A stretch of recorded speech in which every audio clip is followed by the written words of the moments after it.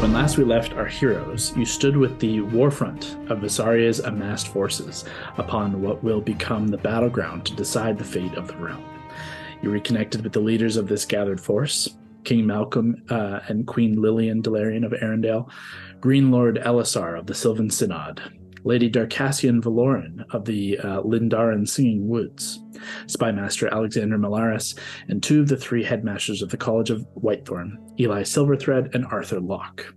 In addition, Prince Colton Dalarian is working to gain the aid of the Sapphire Palace of Osment, but as of now, there has been no confirmation of their allegiance. Finally, the representatives of the Dwarven forces in Haverfeld are due to arrive within the coming days alongside their queen, Beldora Redmane, and the Griffin Cavalry of the Champions Guild. The War Council was loosely informed of your latest exploits, as best you could, before reiterating the unaltered plan. Hold the line at the gate for as long as possible. Keep the ire of the devil fixated here, and at the opportune moment, you would slip back in time and set yourselves on the road to the Serpent's Pit, within which you will stare down the true face of the Lord of the Nine. The details grow hazy from there, for you and your allies, but such is fate. It is less than a week until the next full moon, where at midnight, when the veil is thin and the Revenant Vow break the final seal in Kas'Tyrion, the gate of hell will reform here in the elven ruins of Thaluna.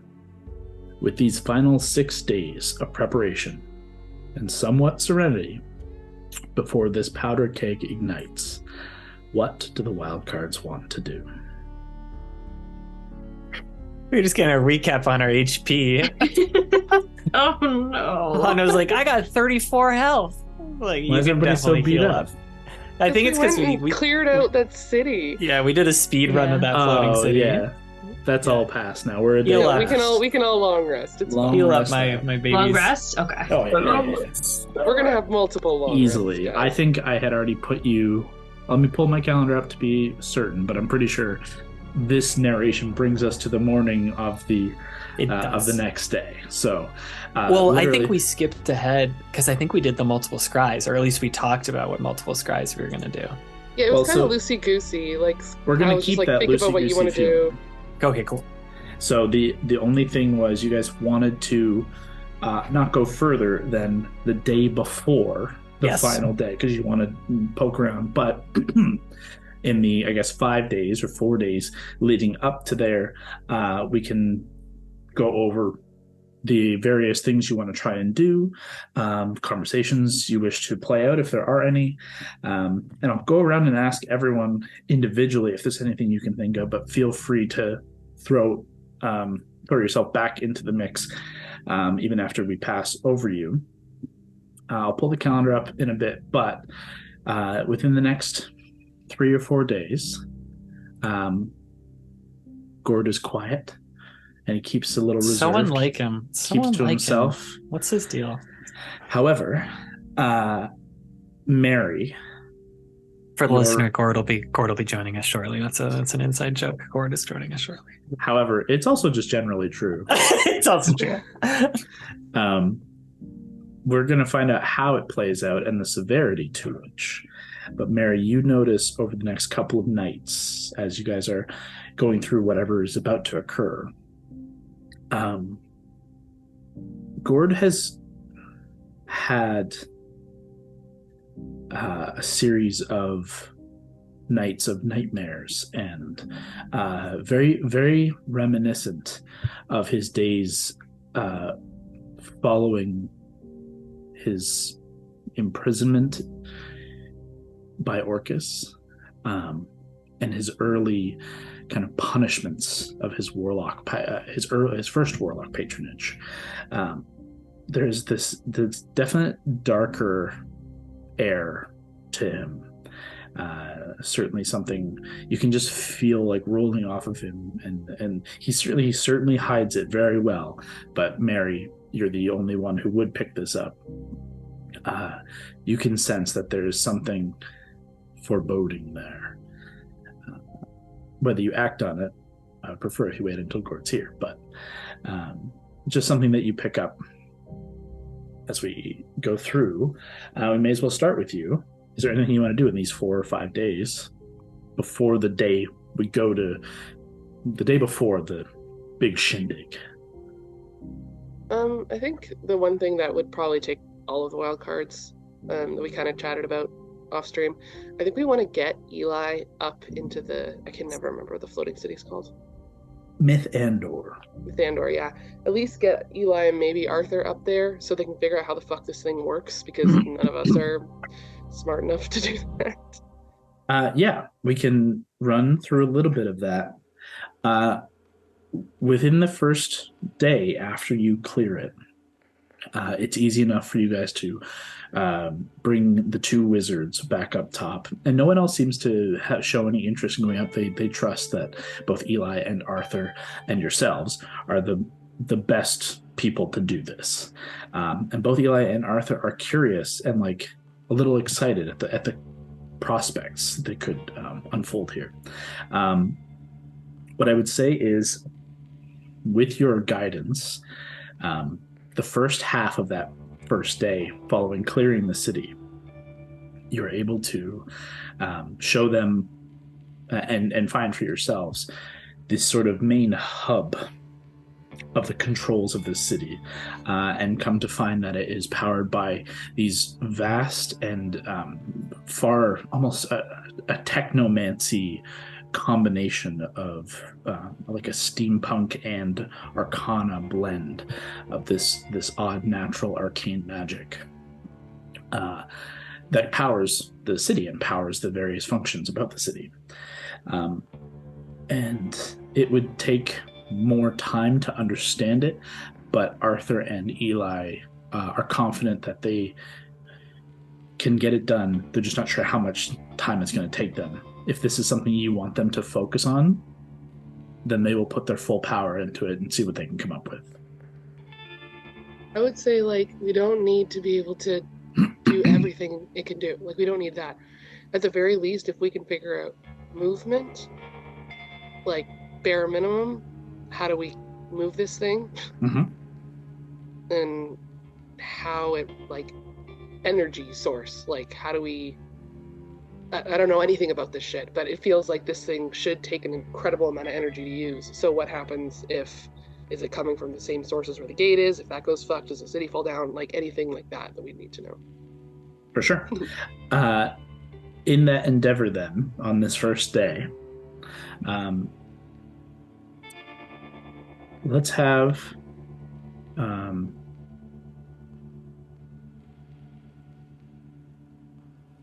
anybody, just roll a d20 for me. All right, I'll do it. Ooh. Do it. First roll of the night, Kev. It's going to be a good one.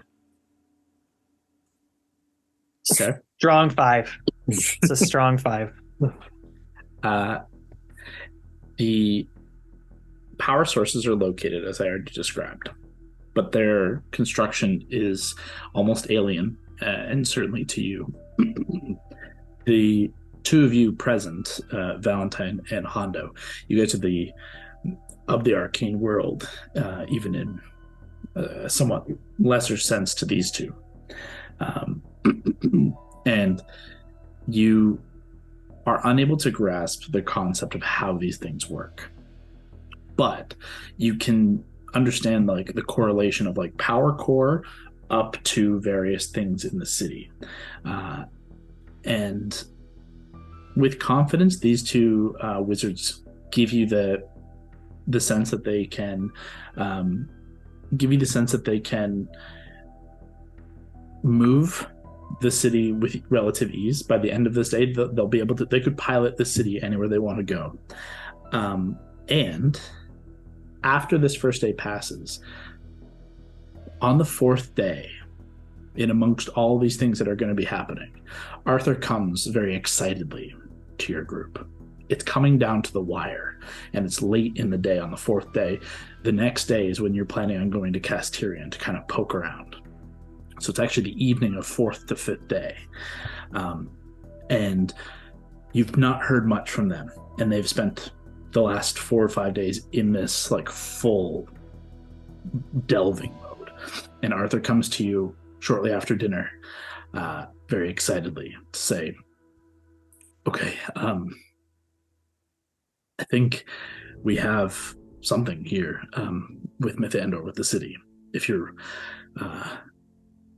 If this works for your strategy, both Eli and myself have put our specialties together.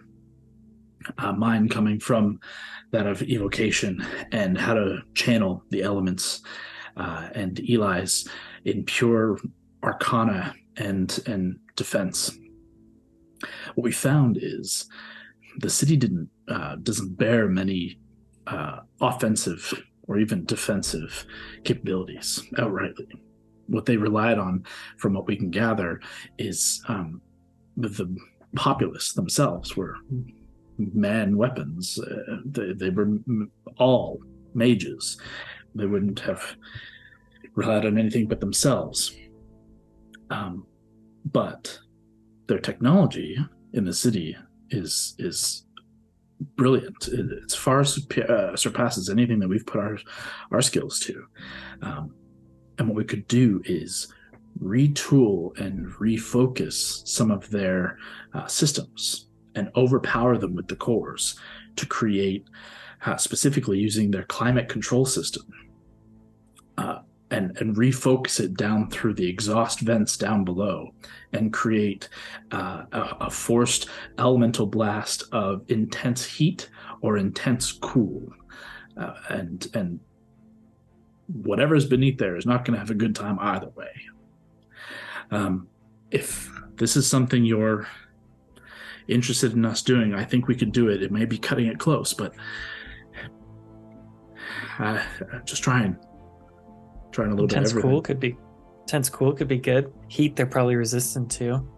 Knowing they're devils, they probably like the heat, but intense cool blast could be good. Some of them they have plain, that's normal true. people forces as well. They got normies. I think I've been thinking about what the fuck to use that city for, and I think for at least the first, we don't want to draw too much attention to it right away.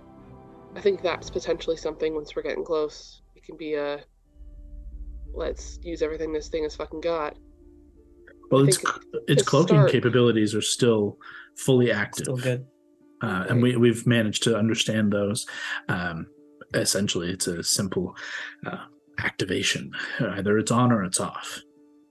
I will point out, once we start doing these other things and the cores begin to focus elsewhere, it will go off to fully focus the core. And I will also point out the cores will deplete with each use. So we may not get many attempts at attempting to use this before. We may not be able to power the city to keep itself afloat. Then we just crash it in.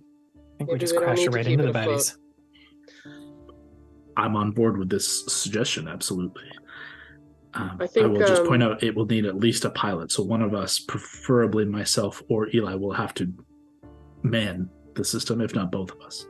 Can you get with the ability to jump out, to teleport out at some point? So of course. Do not worry for our safety. Because we could have Hondo do that. He wouldn't be able to escape, but he could go down for, Blaze of Glory. Does seem your way in fairness. I think we have to wait for the right moment. I have a couple thoughts in mind, but we're going to have to play it by ear. And before that, having an eye in the sky is going to be essential. Well, then consider it done. Eli, when we previously, or perhaps it was you, Arthur, when we explored Mordenkainen's old tower, you linked us together all psychically. Could you do that during the fight, and how many of us could you link? Indeed, I intend to expand my telepathic bond amongst yourselves and ourselves, and Arthur will also be accompanying this and engaging the full leadership and yourselves in telepathic bond. Perfect. So then, we could kind of coordinate some big moment where we don't risk our forces in this blast and find a place for this thing to drop on top of them. Absolutely.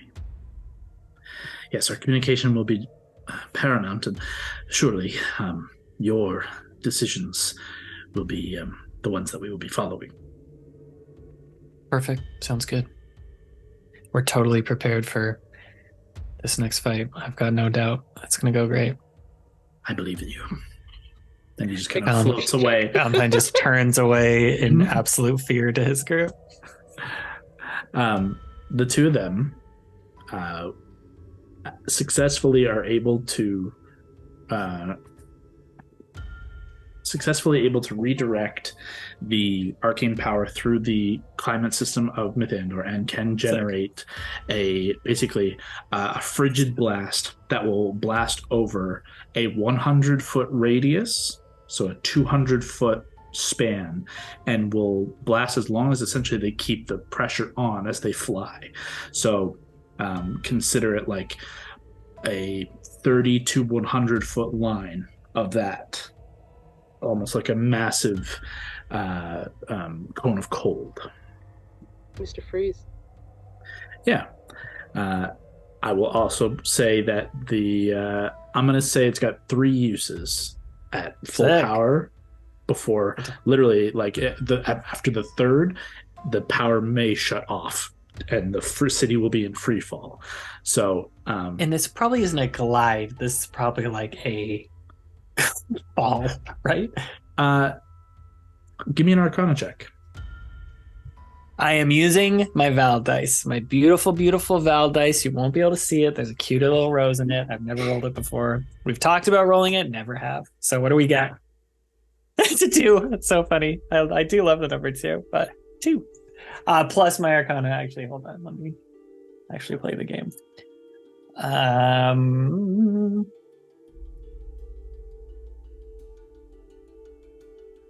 Oh, I didn't need to roll that. So 2 plus 14 is 16. And I'll do my Peerless skill. I think this comes in handy here. Mhm. Peerless skill. And I'll get to roll a D12 now. Wow. What a day for us, gang. So 16 Plus 4, dirty 20. You imagine that there, after the third use, there will be enough of the course. The course will not be entirely drained, but it's like running on fumes. You're not sure how long you've got to travel, but it would be a slow descent until it fully shuts off. So there is some wiggle room for a kind of bringing it down until it fucking fully crashes. That'd be fun. Get some momentum, and maybe it'll keep kind of going straight, kind of thing. Exactly. But it will come down with a massive destruction wherever it lands. Okay. So it's got two offensive uses, and your wizards will have no problem getting out of dodge. So you don't have to worry about that. That'll be communicated in the moment as to what's happening. So that covers the Mythandor situation. Mary, were there any other things you want to accomplish in the 4 or 5 days there? I think I would spend most of my time in whatever the like war room is, wherever like all the maps and plans and all that, and like just spend my time memorizing as many like infantry names and like working with people to try to work out like more of the battle planning side of things. That actually is going to come into a little bit of everybody being involved. Right. But obviously, given your skill set, I'm sure that your team will follow your lead. But that General Mary. very very easily segue into on that kind of second day after your clearing of Mythandor, you've begun the wizards on the path of beginning to kind of delve into that. The War Council reconvenes with 5 days to go until the full moon and the battle proper. The forces have all gathered, with the exception of the Griffin Cavalry. So the foot soldiers from Haverfell have arrived, but the Griffin Cavalry are kind of holding back to maintain Celestia's Gate, this kind of gap between the mountains that would be between Osmet and basically right where Kas'Tyrion is, and then across the plains south of the Vale. So they can, their plan was to hold and just make sure that nothing kind of surprises everyone, like coming through or coming from underneath or coming from somewhere else. And if they are, they'll be on griffins to get back here fast to inform you all. So they're going to be coming in basically the morning of, hoping for the best. However, when the War Council convenes and brings you all in, the battlefield is laid out on one of these maps. A fresh map has been created and provided and laid out on the main table in the center of this War Council, basically kind of tent. But it's a pretty lavish way to have a War Council in the middle of a war front. And you are presented the rough outline of the plains that lead out to the what would be to the west, where Kas'Tyrion sits. There's a section where the war camp is illustrated.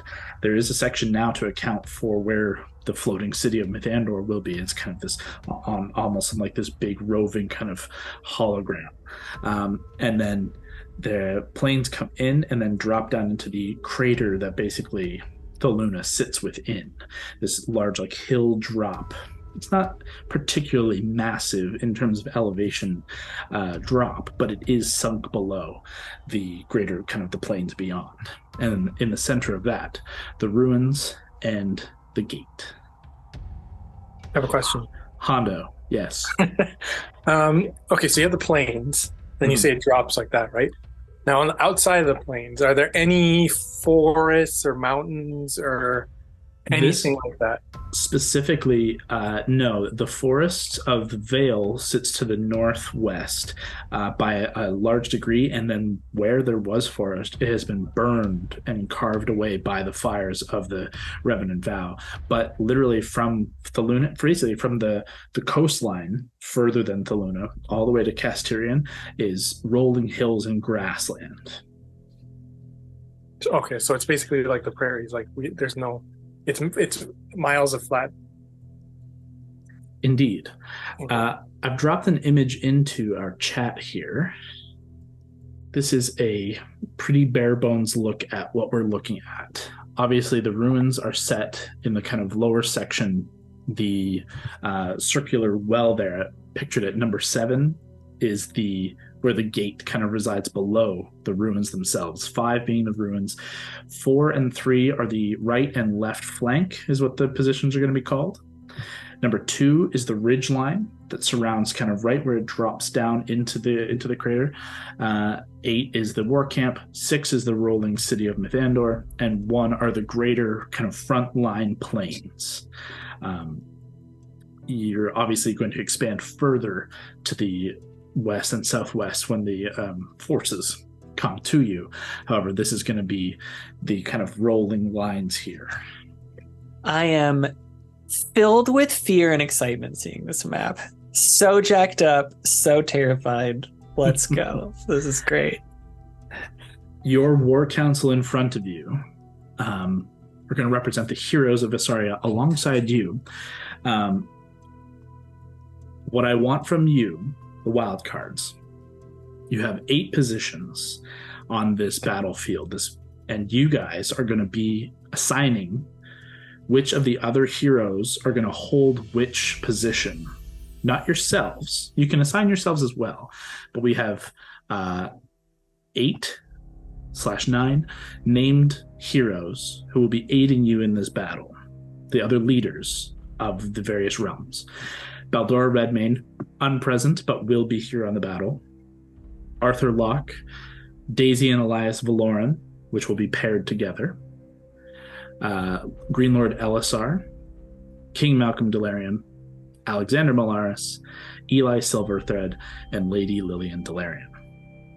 These heroes can be placed at between 1 and 8. And that's where they will remain unless something happens and changes in the middle of the battlefield. But that's where things will begin based on how you think they could be best utilized. And then you can position yourselves however you like as well. Baldora, Arthur, Daisy Elias, Green Lord Elisar, King Malcolm, Queen Liliana. Who are the ones I'm missing? Alexander and Eli. Alexander, Eli. And they'll have troops with them? Of course, they will. Everybody is going to have troops. So let me run it down really quick. Yeah, we need some numbers here. The front line is the number one position. The front line is going to be beyond the ridge, and it's going to hold the vast armies of the Vesarian infantry, the Red Guard, Dwarven foot soldiers. Eventually, the Griffin Riders are going to likely plan to maintain kind of aerial over the front lines and ridge. It's going to kind of be a little bit of a roving between, but they're going to focus wherever you put Baldora. The Griffin Cavalry will follow Baldora. They will hold the main line against the literal infantry of whatever comes from Kas'Tyrion. The ridge line itself is slightly elevated, and it sits on a kind of a built-up hilltop, and it gives it a decent elevation to look out into the front lines and to call back towards inside the ruin, inside the crater. So the ridge line has been currently positioned for where the vast archers of the Vale forces and those of the Arendelle forces as well, but obviously the elves are going to take precedence there. The blade-singing mages are also positioned on this ridgeline currently, given that they have arcane range as well as speed. The blade singers are incredibly fast melee combatants as well as accomplished mages, and there's a strong retinue of them as well. And then also on the ridgeline is standard holders to signal to the flanks and the ruin crews of various things going on. So the ridge is going to act as your eyes and ears of the foot soldiers of the troops, while you also can have eyes and ears, obviously, in the floating city as well, calling things out. On the left flank, in position 3, is set down within the actual crater itself, but is going to cover the full expanse before you touch the ruins, and from the edge of the ridge. That is all on the left flank. That's going to be your left flank for cavalry riders and whatever infantry you choose to put there as well. It's a place to fall back if the ridge or the front lines are lost, and to hold on the ridge before falling into the ruins. The right flank is the same. However, the right flank is also positioned closer to the war camp and is set in such a way that they can ride forward if any of forces begin to kind of skirt around to focus the war camp by essentially flooding past our front line and our ridge to get to the war camp. The right flank is positioned to stop that with cavalry. Mythandor, Scott, you're muted. Scott. Yeah, like an idiot. Where do we think they will be coming from? I know they've always been tricksy. They've come from underground. They've come from the sky. But where do we think our scouts are saying they're going to approach from on this map? So top left corner, close to 1, that is the direct line from Kas'Tyrion. Okay, that's the direct line. So you have to, from any information, all the experts that you have here, at the very least, any foot soldiers that they have, if you consider them to have undead or anything that they would muster their Eldrazi like foot soldiers, just the recruited cultists, they will be coming on foot in a direct line that way. Yeah. But of course, to your point, tricks galore could pop up.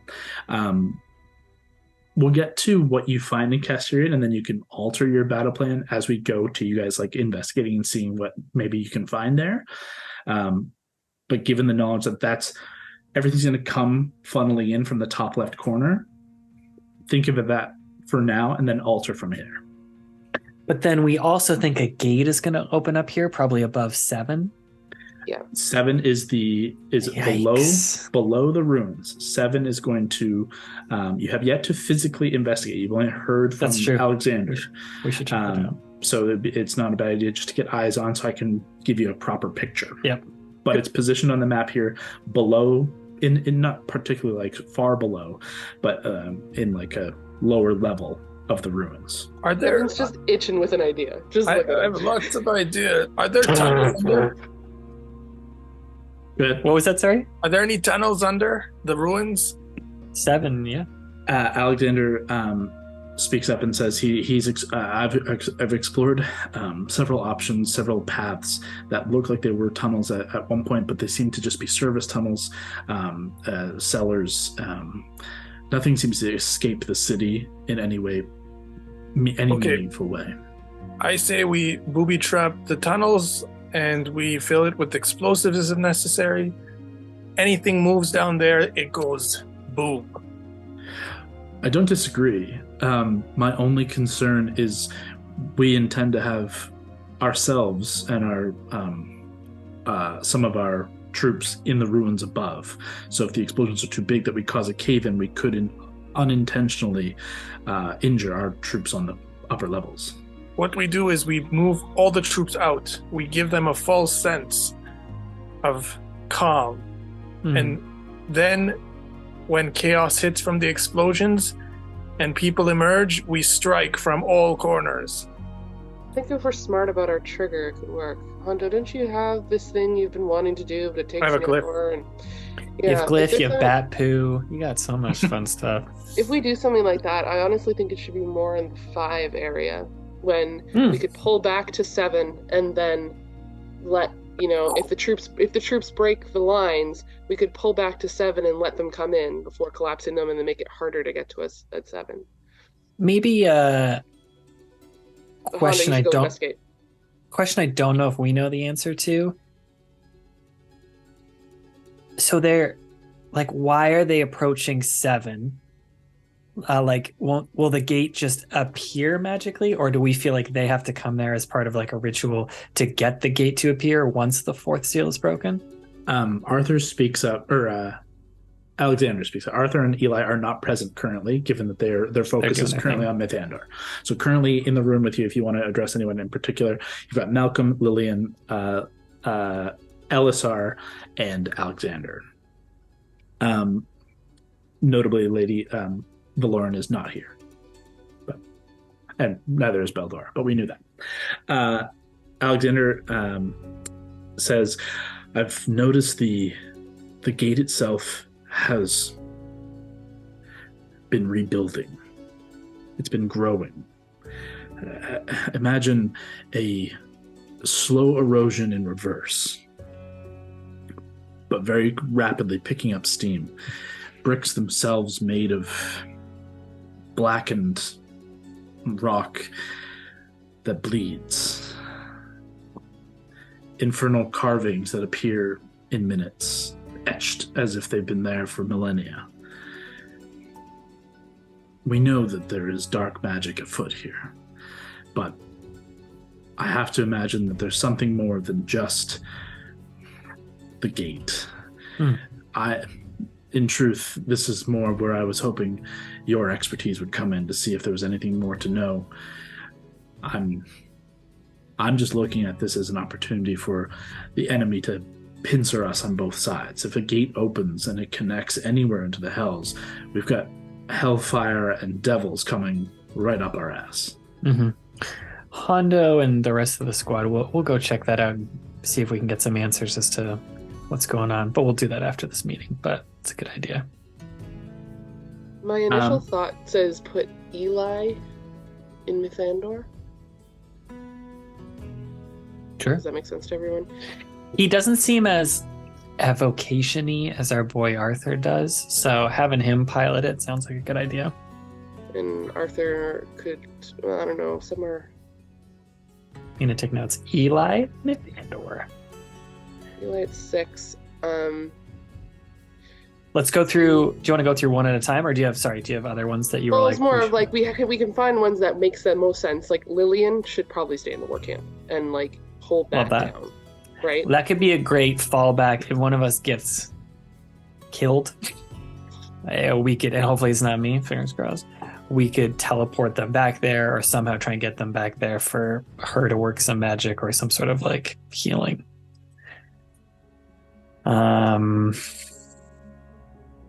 Baldora, if she's Redmayne. there. Sorry, go ahead. No, you say it. I say if she's there, it might make sense to put Malcolm at 4 with the cavalry to protect Love. all the people in that area and also just hold that wing. Plus, it could potentially be up on the ridge to get a good eye from that direction. It makes sense for him. Cavalry at 4. Yeah, if we had cavalry at 4 and then him even, just up on that ridgeline to the right of it, inspiring, also near his wife, protecting, could charge in, very Two Towers style at some point. That could be good. My main concern is just the troop numbers. Where we put them, what we do with them. We could put any of these people anywhere. Well, let's decide. Let's decide on them first, then we'll do troopies. I swear. Let's keep going down the list. Baldora Redmane and Lavender. Did we ever get that woman's last name? I don't even know. We did. Just like I can't remember what it is. Just one name. Lavender Share. Oh, I think it was Lavender Share. Lavender Madonna. It might make sense to have all the Redmane. I mean, they're the ones who are going to be smashing zombies and shit. Like, it might make sense to have them at one. They're also potentially the most practiced. I could be wrong. We could do Redmane troops at one, and then Baldora and Lav on Griffins. Kind of up from above. Yeah. I just don't know who else goes there. I mean, it can all be a combination as well, but Baldora knows how to command an army. That's where the army's going to be. Everyone can fall back at any time. None of this is, like, solid. Two, but how... You said... Sorry, go ahead. How much, just so we know, how much space, like, between 1 and 8, how many feet do you think that is? 1 and 8? Like the width of the map, roughly. Yeah. I'm going to call it at, like, a mile. Okay, yeah, that's kind of what I figured. So it's not just like, okay, in a couple turns, run back, it's like you would, if something very tragic happens, we would need people able to teleport and stuff. Having Lav and Baldora at one with the Redmanes could be great. Lav has already survived a siege at Kas'Tyrion, thwarting hordes of zombies, and I'm pretty sure Lav definitely has Dimension Door that she could start hopping back towards 8 if anything really bad happened. Well, I mean, they may not even have to get there to start. They just have to get to the ridge. Right? Like, there's also always going to be plans of falling back, but the ridge, Kyle, is where you were saying it might make sense to have, or where the plan currently was to have, like, Daisy and Elias's team, because they have range. Sorry, so that was the current suggestion on the battle map in front of you, is that the Blade Singers and the Archers of the Vale would hold the ridge given their greater ranged capabilities, and that's the highest elevation point. And to answer your question specifically, I'm going to give the crater itself about a kilometer to 1.5 kilometers radius. So anywhere from 3,000 to 4,000 feet to cross to any of these numbers, which is several minutes. If you look at like 7 to 2, 7 to the ridge line, it's basically like a kilometer. Like basically. Yeah. Cool. So it's not crazy. However, to your point of like, if someone goes down and you need to get to the war camp, you've got, if you're looking for Revivify, you've got less than a minute to get there. You've got to teleport. Mm-hmm. And even Dimension Doors are only going to get you not even less than a quarter of the way. Mm-hmm. So it's a long ways between each of these, because the whole point is it's a massive thing. It's going to take 10 minutes to cross at a normal pace. Oh no. Did we lose Allie, or did she just came off? Allie, you still here? Alana Redmane. No, she's gone. She's wistfully thinking about her sister off in the corner. Hey! Yay. She returns. I think we're okay. Did you lose power? Yeah. Wow. Yeah, I was literally sitting there, and then all of a sudden everything just went out. Hey, did your whole basement go off? Because that would be very dark. Yeah, it went off, and then but it came back up for a few minutes, but it took forever to get everything turned back on again. Like it just I feel like Wi-Fi takes a million years. It does. I don't know why, but it was like 10 minutes to get back on. So I should be okay now. No worries. No sweat. Let me start over on my recap there for you as well as for myself. So obviously feel free to interject, Alana, with any of your input. But what has been kind of discussed here is who will hold the first position, number 1 on the front line, the vast Vesarian infantry, the Red Guard, and in the skies above, you'll have the Griffin Riders, Baldora and Lavender, and then Valentine and Hondo are going to begin kind of as scout and aerial support as well, and eyes and ears. On the ridge line will sit the archers of the Sylvan Archers, the Bladesinger forces with Daisy and Elias in command of the Bladesinger forces. Arthur Locke is also going to hold the ridge, and the remaining wild cards are also going to hold the ridge. So you're putting a lot of front forces onto the 1 and 2 position, which is perfectly valid. The left flank in position 3 is going to hold the Sylvan cavalry and infantry forces along with Green Lord Elisar. The right flank is going to hold the Vesarian cavalry along with King Malcolm Dalarian. Within the ruins are no troops. Alexander is going to hold as not scout, but like holding the fort. For sure, the eyes and ears. Yeah, making sure. I think we all fall back to there. Yeah. Nothing's going to slip past Alexander in the ruins.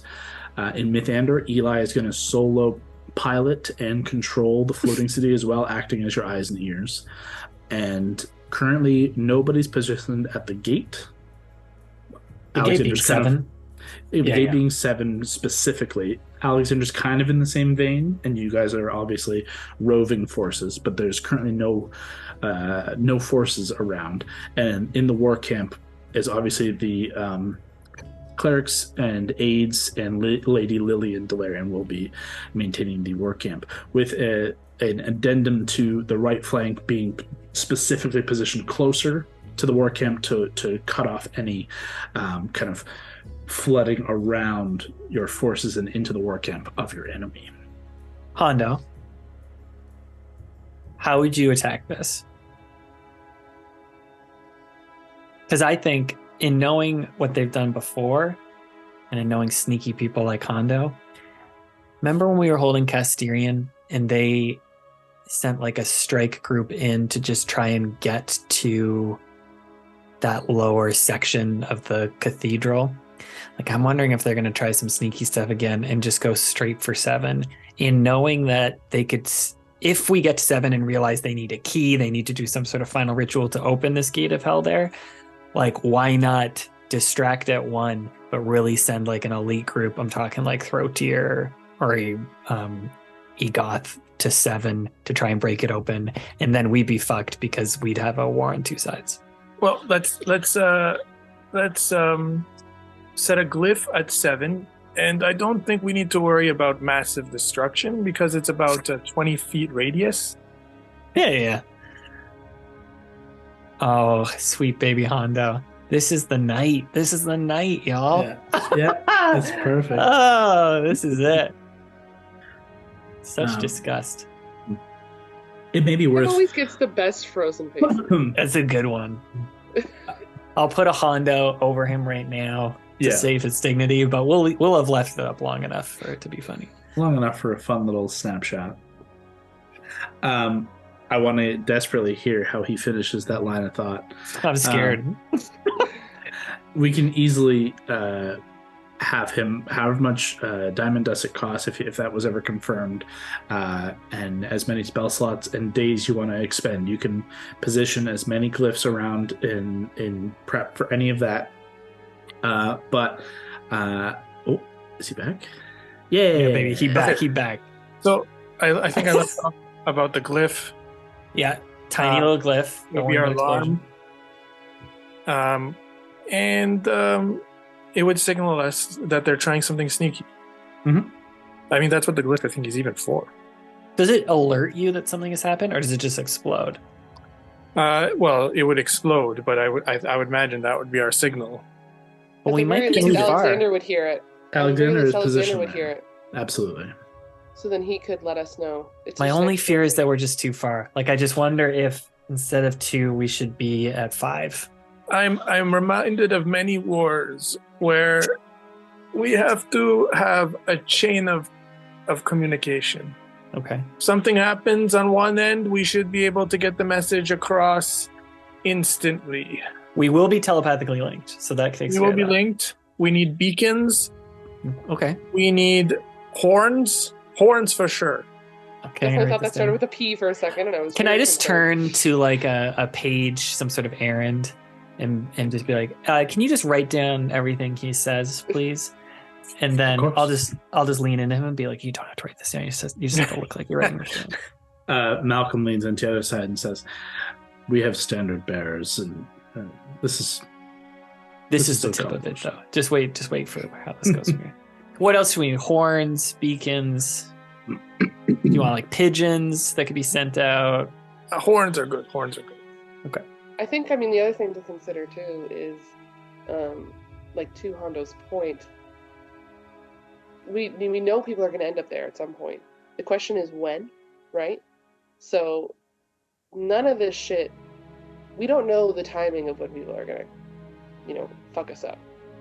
My thought, if I was them, I would start sending my forces before midnight hits. None of the big bads, well, I guess none of the big bads, at the very least, Throw Tier needs to be in Kas'Tyrion at midnight. At the very least. So if I was them, I'd start the forces, start beating the shit out of our guys ahead of that. But we might have some time. I wouldn't be surprised if they throw Egoth in the mix a little earlier. But at the very least, Throw Tier's not going to get here until after midnight. We should also think about, and I'll just say this surreptitiously, perhaps that's the word, when we're going to do the thing. And we can talk about that afterwards, but the plan that we can't talk about in a wide group here, we should figure out when and where we're going to do that. Yeah, that needs to be sorted. And I have some thoughts, but... Kyle, are you cool if we talk about that for a moment here? As if we talked about it later at night in our quarters? Yep. Okay. New time. Where are we going to do the flashback time thing to go kill the devil? I think the biggest thing that we have to remember is that whenever it's going to be happening, shit's going to be going down everywhere. Yes. So the question, I think where is almost more important than when to start. I do not think we should be all on the battlefield and time warp from there. Because Can I just, if it gets counterspelled, we're fucked. Oh, wow. We need to try to tell. My thought is to have Valentine teleport us somewhere, whether it's the fucking Platinum Sanctuary or a fucking house, it doesn't matter. And that's where we can make sure that we can get the spell off correctly. Because if that gets fucked, we can find another solution. For context, we go. This fight happens when things are starting to go real bad, or even who shows up. We do a time skip. We go back in time to when the gate opens first, and we go through the gate. Is that the idea? No, Or do we- we're gonna plane shift. Because we have that stuff Gambino gave it to the us. going back in time thing is to get ourselves ideally a long rest. When do we reappear in the timeline is what I'm wondering. So you go back a number of hours equal to the number of charges expended from Azuth's fate. So however many charges are in the fate, you could go that many charges, you could go that many hours back. So it depends on how well planned the charges of the fate of Azuth's fate are maintained and used. You need at least 8, a minimum of 8 to get a long rest, and preferably 10 to give yourselves time to actually get the rest after a big battle like this. And then it's going to take a bit of time to get through where we need to go. Also included in this time is, yes, time you need to travel and get through the hell portion of things, and then engage with Asmodeus. Do you want me to recap the hell side?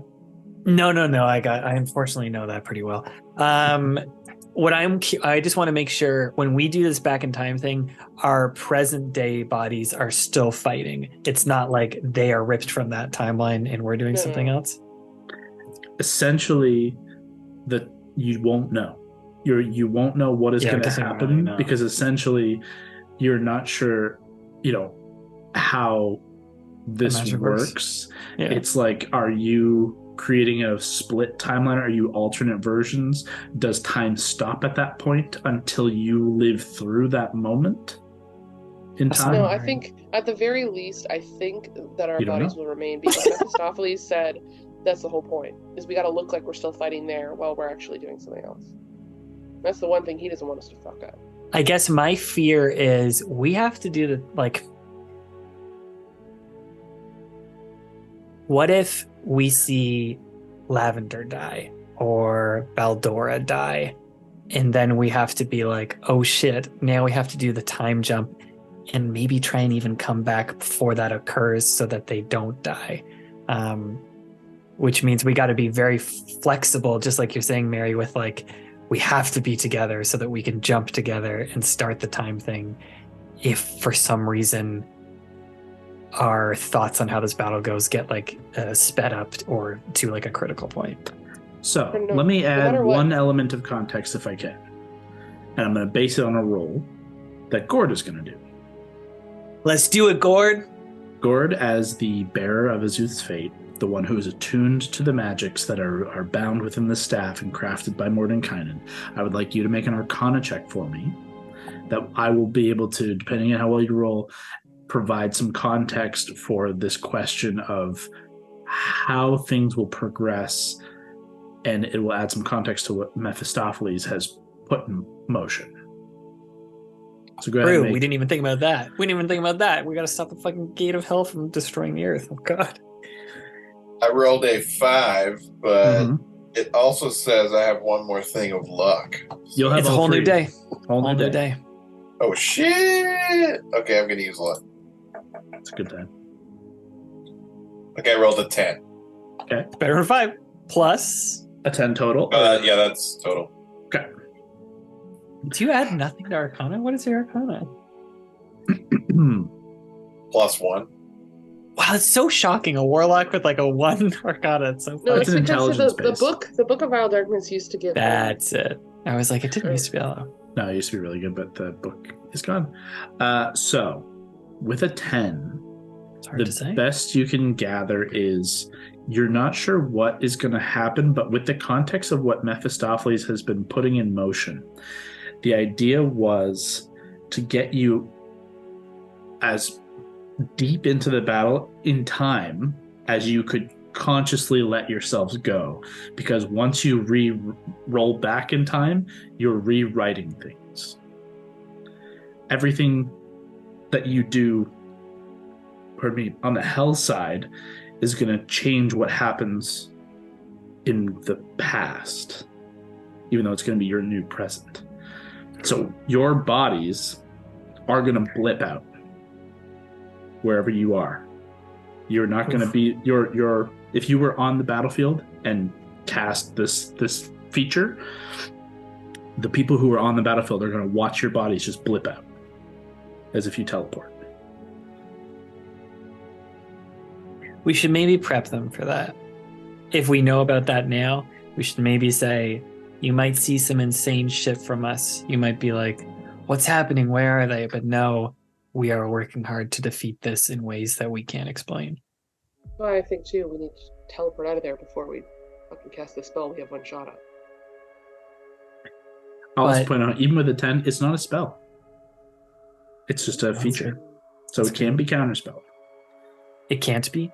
Can't be counterspelled. It's not an actual spell. It's a magical feature of rewriting time. Do you have it in front of you? Can you So- read it? Does it say touch? Does it say see? What's like I the believe distance on it is touch, but I will pull it up.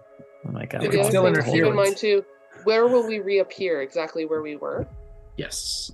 So You're we're still gonna- gonna have to find. We're still gonna have to find somewhere to long rest where people aren't gonna see us anyway. Yeah, That's so why I'm if thinking you we teleport somewhere else and then we deal with it, or other way around, I guess. But Mordenkainen's we just may temporal need to save a displacement. teleport. With the divine blessing of the goddess Mistra, the wizard Mordenkainen inscribed a rune of his own making upon the staff, one that bends and breaks the flow of time for its wielder and a select number of allies. As an action, the wielder of the staff can invoke this rune and expend any number of charges from the staff up to a minimum of 1, teleporting themselves and up to 7 willing individuals that they can see within 30 feet Okay. to a different point in time. Oh god. The staff sends the wielder a number of hours equal to the charges expended backwards in time, arriving in the same space only hours before. If another creature is in the space any teleported creature left when they arrive, both creatures suffer 3d10 force damage and are pushed into the nearest unoccupied spaces. Once this ability has been used, roll 1d100. The rune fades, and this ability cannot be used for a number of years equal to the roll. On a 1, the rune fades and never returns. Okay. We got one chance. This is One opportunity. I think the other thing we have to keep in mind too is the other part of this plan working is the portal needs to open. Right? We gotta lose. We know that. Lose yourself. It's just all the Eminem references. The portal needs to open so that is the distraction we need to actually have a fucking chance at fighting like the devil, the king of hell. The portal, otherwise, we're going to get there, and the portal's not open yet, and he's going to be like, oh, all you motherfuckers who are about to go out that portal, come back now. Fucking save me. Like, yeah, I don't want to do this. You fight these. Because, clearly, we're catching up on what we already know.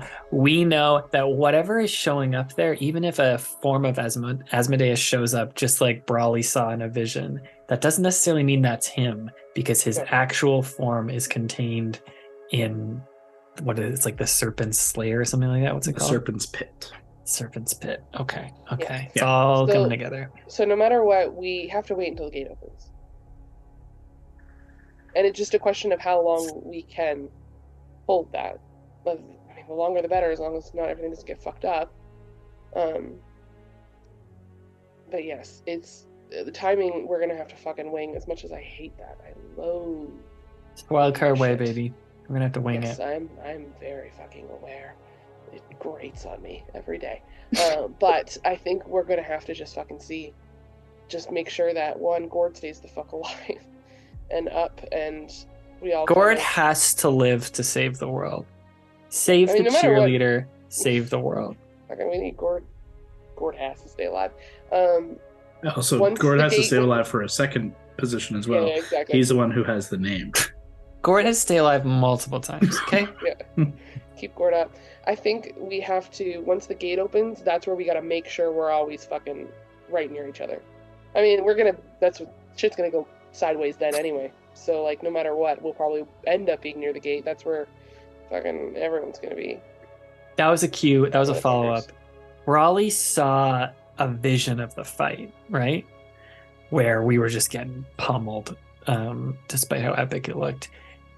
From seeing this map, maybe seeing from looking over the edge of this thing, does she have a perspective of, like, in my head for some reason there was a huge, like, horizon-sized gate that appeared over this? Is it less like that, or is it more like that? It's not like that right now. But sorry, in her vision, was it like that? Yes. Yeah. Yeah, it's a big fucking gate. In Alana's vision, there were multiple things that currently are not on this battlefield. There was a burning city crashed into the ground.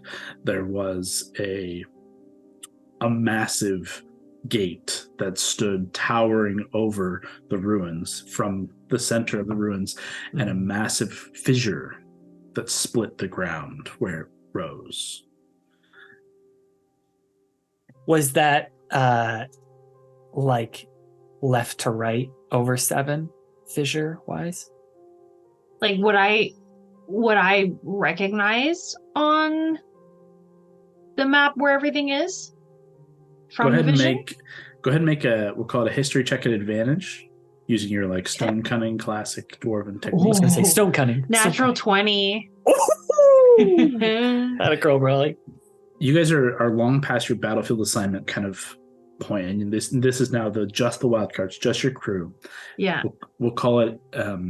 It's well after dusk. There are hundreds of small fires lighting about the war camp and about the ruins as well. Like, just keeping light up and about just in case something pops.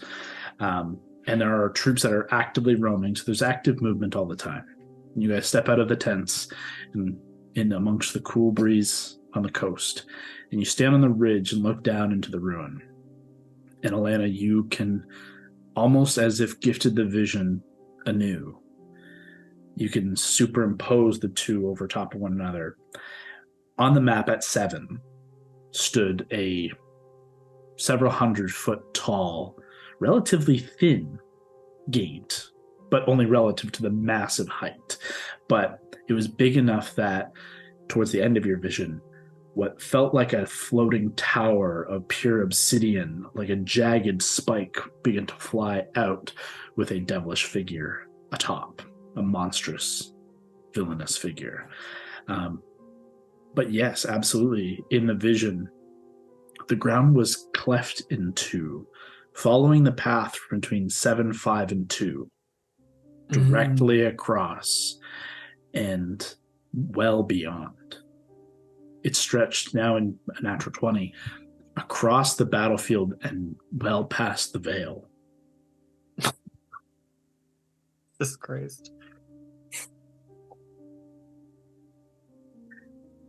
Okay. You didn't get a strong enough look to get any further detail about this rift, but you did see flame and blood rising from within the portal itself, hundreds of devils flying forth and others running across and like leaping out into battle with hundreds of bloodied dead bodies all strewn about the ruins. At the very least, given the battle plan you have now, you know that the front is completely lost, the ridgeline more or less lost, and anybody who was left fell back within the crater and within the ruins in a desperate last attempt to hold the line from two sides. With a natural 20, the forces that would have come from the west weren't the problem anymore. At this stage, it was all the gate, which is like gushing out towards Pit the fiends. east from 7. Pit fiends rolling freely into Vesaria, headed what would be west or north on, like, to go up on the map from 7 up to 2, running out into battle with you. Just to clarify, though, is the gate 257, or is that like the fissured line? That's the fissured line that would cleft and break the earth like an earthquake running across. Gotcha. But then rising up, it's from 7? It's a vertical towering plane of force. Gushing out from like south to north? Yeah. Gotcha. Cool.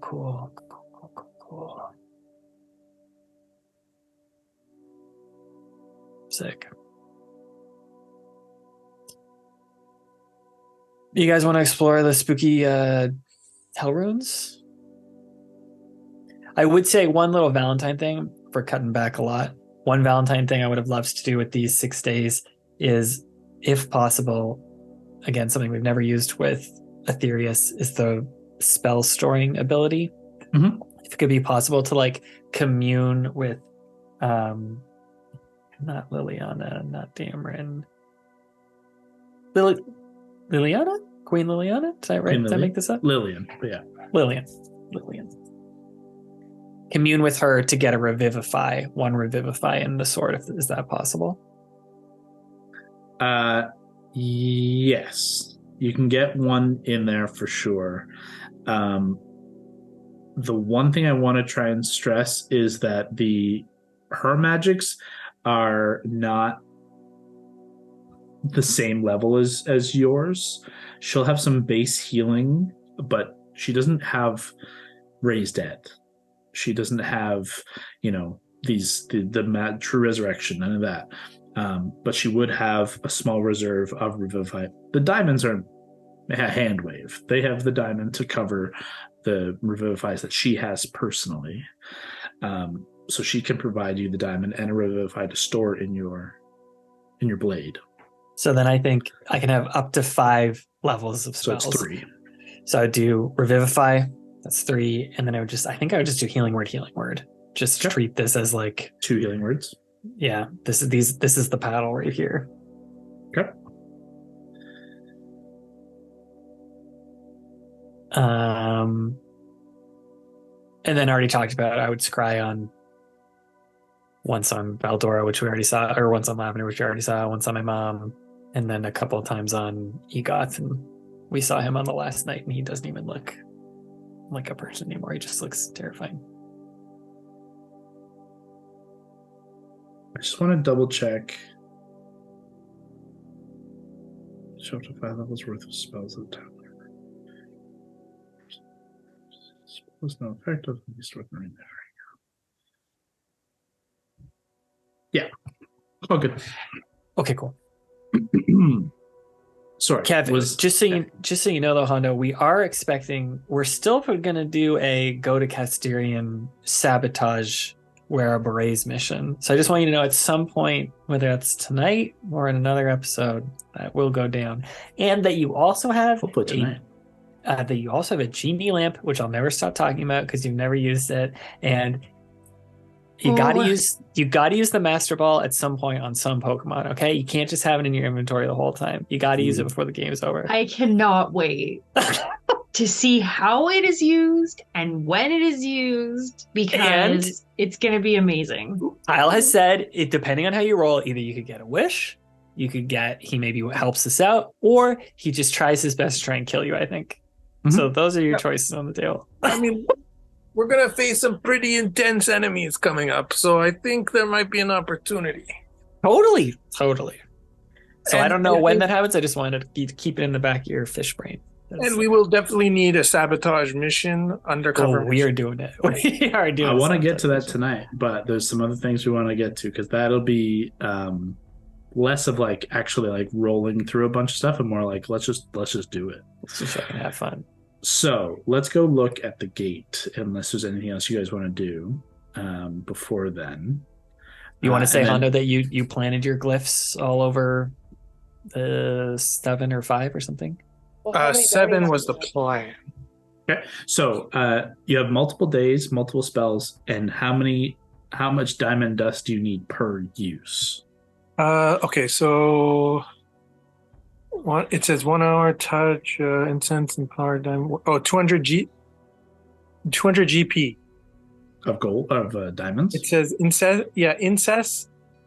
incense and powdered diamond worth at least 200 GP. Okay. Are the components VSM? That's okay. You just need to be able to provide 200 gold of diamonds. Scott has those numbers, and he's run off. I know he just ran off. I'm just looking through his inventory here. You've got 1 diamond worth 500 gold, 8 diamonds worth 650 gold, a small diamond worth 1,000. Or 100, not 1,000. So I'm thinking. How much do we need for Raised Dead? Raised Dead is at 500. What was 500? Sorry.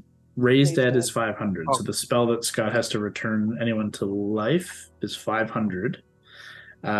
Nobody has Revivify in your team. Scott has 1 now in his blade.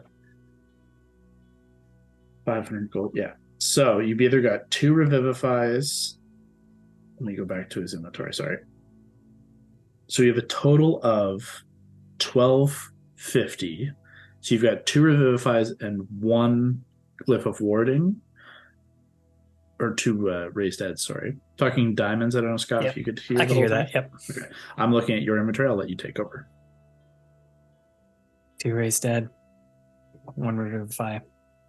1, sorry. You have 1250 in diamonds. A Raised Dead is 500, and this Glyph of Warding is 200. So if you want to do 1, you would still have enough for 2 Raised Deads. Great, done. Do a follow-up queue. If we do Raised Dead, they literally come back exhausted, right? Like -4 to everything. -4 to everything. Yeah. It's not quite exhausted. It's a negative penalty across the board. Would a greater restoration fix any of that?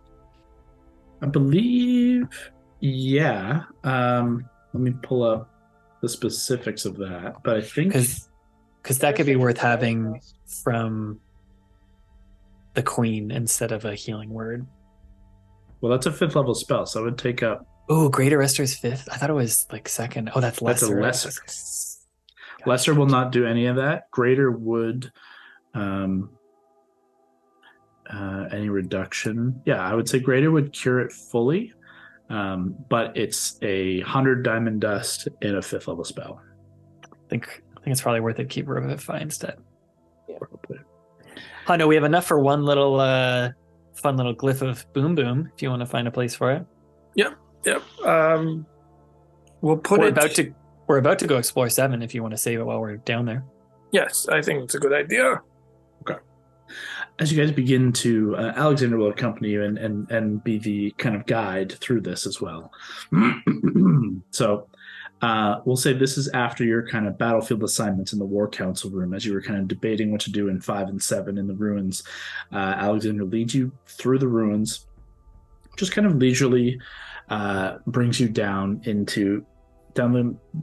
the hillside and down into the ruins, and walks through the kind of sandstony structures, remnants of them.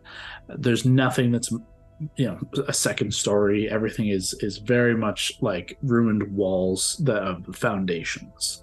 However, in the center of what feels like the center of the city or this small town, there's been a clearing away of, it's kind of in the back or middle of a foundation. Like there's just low walls around it, and there's been a clearing that they've pulled away. A large slab of stone that you can now see is just a straight descent into darkness. Alexander drops down. You all follow into basically what feels like a cellar. It's a low ceilinged cellar. However, he presses and kind of shifts a couple of bricks along one wall, and it opens inward, and you see a kind of spiral staircase down below, and it spirals for maybe 10-15 feet. So all said and done, you're 15 to 20 feet below ground, not particularly deep. But where this spiral staircase ends is a natural cavern, and as soon as he opened that kind of false wall, you were hit by an uncomfortable, stuffy heat. And with each step down, it's like stepping into the base of a volcano. It is waves and waves of nauseating heat. You immediately are covered in sweat. You can feel this sickly sensation of a presence that is not holy by any stretch and is in fact fully evil. You can feel that innately. As you step down into the base, you catch a kind of an audible surprise gasp from Alexander as he's been down here in a couple of days now. It's progressed relatively significantly from the last time I was here. And you can see in the middle of this room, there are 2 columns that are unconnected, but are now about 12 feet tall apiece. And each is blackened, like almost like gemstone. But when you get close to it, you can see hundreds and thousands of small cracks that as you look into it, seem to break and fracture even further into this like infinity inside of them. And it reflects your face, but where it reflects, it's like your face is in full agony, like you're screaming in horrid pain, a tortured expression. Through each of these cracks, these larger cracks and breaks, you can see liquid is spilling and flowing down. It's brackish, red, viscous. It seems to be pooling around the base of both of these pillars that are about 20 feet apart, near identical. And where there's nothing in between, but as you get close to the space in between, as you even just attempt to pass or brush into what would be the energy between the passing, you get a furious burning sensation in the core of your mind, this like Sauron like flash of fury and pain that sends you recoiling. And whoever happens to it first, everyone notices this faint kind of tremor in the ground. Little bits of dust, small rock drop from the ceiling above. And in the center, directly in the middle of these two pillars, and headed in a 10, 15-foot line, you can already see a fissure being born. Very like Stranger Things vibes of the thing underground. The last thing you note is the liquid, the blood that is pooling from both of these columns is filtering down and filling this middle chasm. Small fissure for now, but it's creating an ominous tableau. Well, pal, where do you want to put your glyph of exploding in this lovely spot? I don't know that it has to be here. It doesn't have to be here. I want to where they will be the most vulnerable. Maybe where the entrance to the ruins. Some more in like 5. That's a good idea. No. Still in 7, but like they're sort of like we're about to get out of here. We're about to emerge from the underground, and then bam. Boom, boom. Yeah, that's a good idea. I mean, even if the plan isn't necessarily to collapse tunnels onto people, but it's to create a sinkhole to fuck up those above, right? That could happen too. This place Is is there- fucked up. I don't like it. Yeah, I'd really like to get out of here. It's very unsettling. If we work our way back up from 7, is there a spot that seems like maybe it's in the tunnel itself as we like work our way up from 7? I mean, there's plenty of tight corridors in which you could place this that it would be very easily missed. You could put it right at the entrance of the kind of the foundation ruins on the main level, and relatively easy to miss. You could put it on the last step going down of the spiral staircase down into the gate, and it would be easily tripped. The question is, as you stand down there, Valentine and Gord, that sense of foreboding and that this level of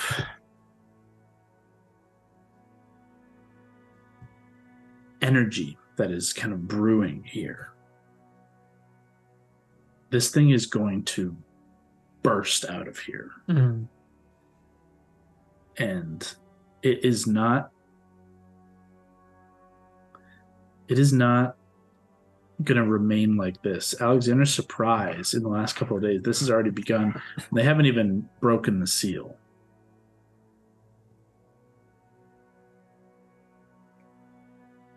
Yeah, so Hondo, if you were to even like form it here, it might just like trip itself as this thing starts to like reform.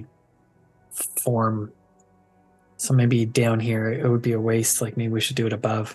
But I can set it so that it only goes off on certain types of creatures. I just wonder if like the rocks reform themselves. Like if this gate bursts open and it trips your thing before like a human does. That would be the potential concern, is if something were to contact your glyph, like a rock falling from the ceiling, it could accidentally trigger your glyph before someone actually steps on it. It says here... or if the ground breaks beneath it.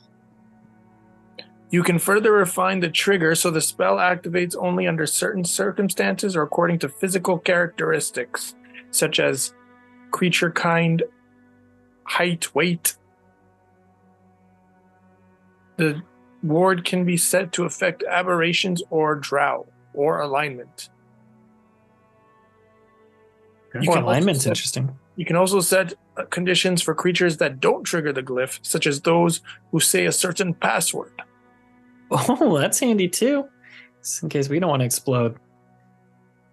Like already dreading whatever password you said. Fish sticks. Well, let's see. You guys.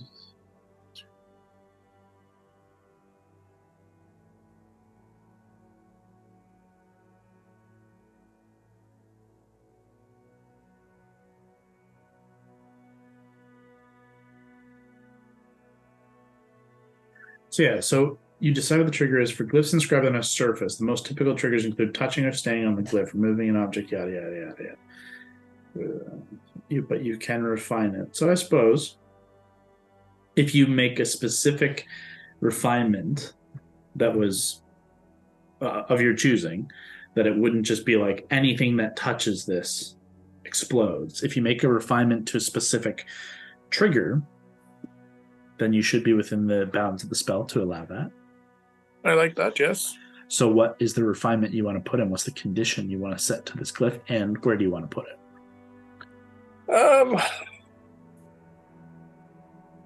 What would we expect from our enemy in terms of type? They're going to be undead. They're going to be infernal, like alignment evil. How about I'd say alignment anything evil is pretty infernal safe. will set it off? An infernal creature? Yes. That would have to be a devil, though. Like, But what happens if what comes down here is Raymond or Egoth? Not Egoth. Egoth's a It big kills motherfucker. them. They're not going to let him down here. Or Throtier. Well, it'd still be good. Yeah, for sure. But I mean, they might not set it off. so maybe it's evil. Maybe it's evil. Okay, evil. But where are we putting it? Like, what's the plan? What's the goal of this glyph in this room? Mainly, I feel like could end up encompassing it. So are you doing it by like the stairs so that no one can walk down here? Or you anticipate, Hondo, that people are going to come from further beneath? My concern is that they somehow get underground and then they use it as a way to surprise us by coming up. So you're less concerned about actually damaging someone and more of like you need a trigger that if someone that you don't want down here is suddenly down here, this is your way to know. Yep. It will let us know and it will send them a message that we know. Then what I would say is fucked with your knowledge of like how to cover your bases like that, I would just put it nearest the gate itself, either on one side or the other, encompassing as close as you can, Sure. choosing left or right side, and they should get within the 10-foot or the. I'm just trying to look at the size, 10 feet in diameter. So yeah, like that's a pretty big space. I agree. I'll take that. Okay, just tell me left or right. Left. You got it. Left side, you inscribe the glyph, you mark off 200 gold, 200 gold's worth of diamonds, and you don't have to worry about the third level spell because we're doing this like multiple days. So don't worry about actually marking the spell. But the gold is expended. Okay. And the left side of the gate is now marked with, do you want to mark it with an explosive rune or a spell? Explosive. The explosive will do a 20-foot radius blast of, do you want to do acid, cold, fire, lightning, or thunder? Okay, if they're devils, what would be the most effective? Fire is resistant. Fire is out right out of the gate. That's not going to work. Lightning can sometimes also not be effective against these guys, and even cold in some cases. So honestly, acid or thunder is your most likely least resistant. Thunder could Acid. also like fuck up. Can't thunder fuck with like construction? So if you Typically, use thunder, however, I'm it gonna- can potentially more collapse shit. It could collapse something. It's not going to cause damage to the gate. You can be pretty confident that the gate is resilient. But the area around here, absolutely, thunder could cause a cascading effect.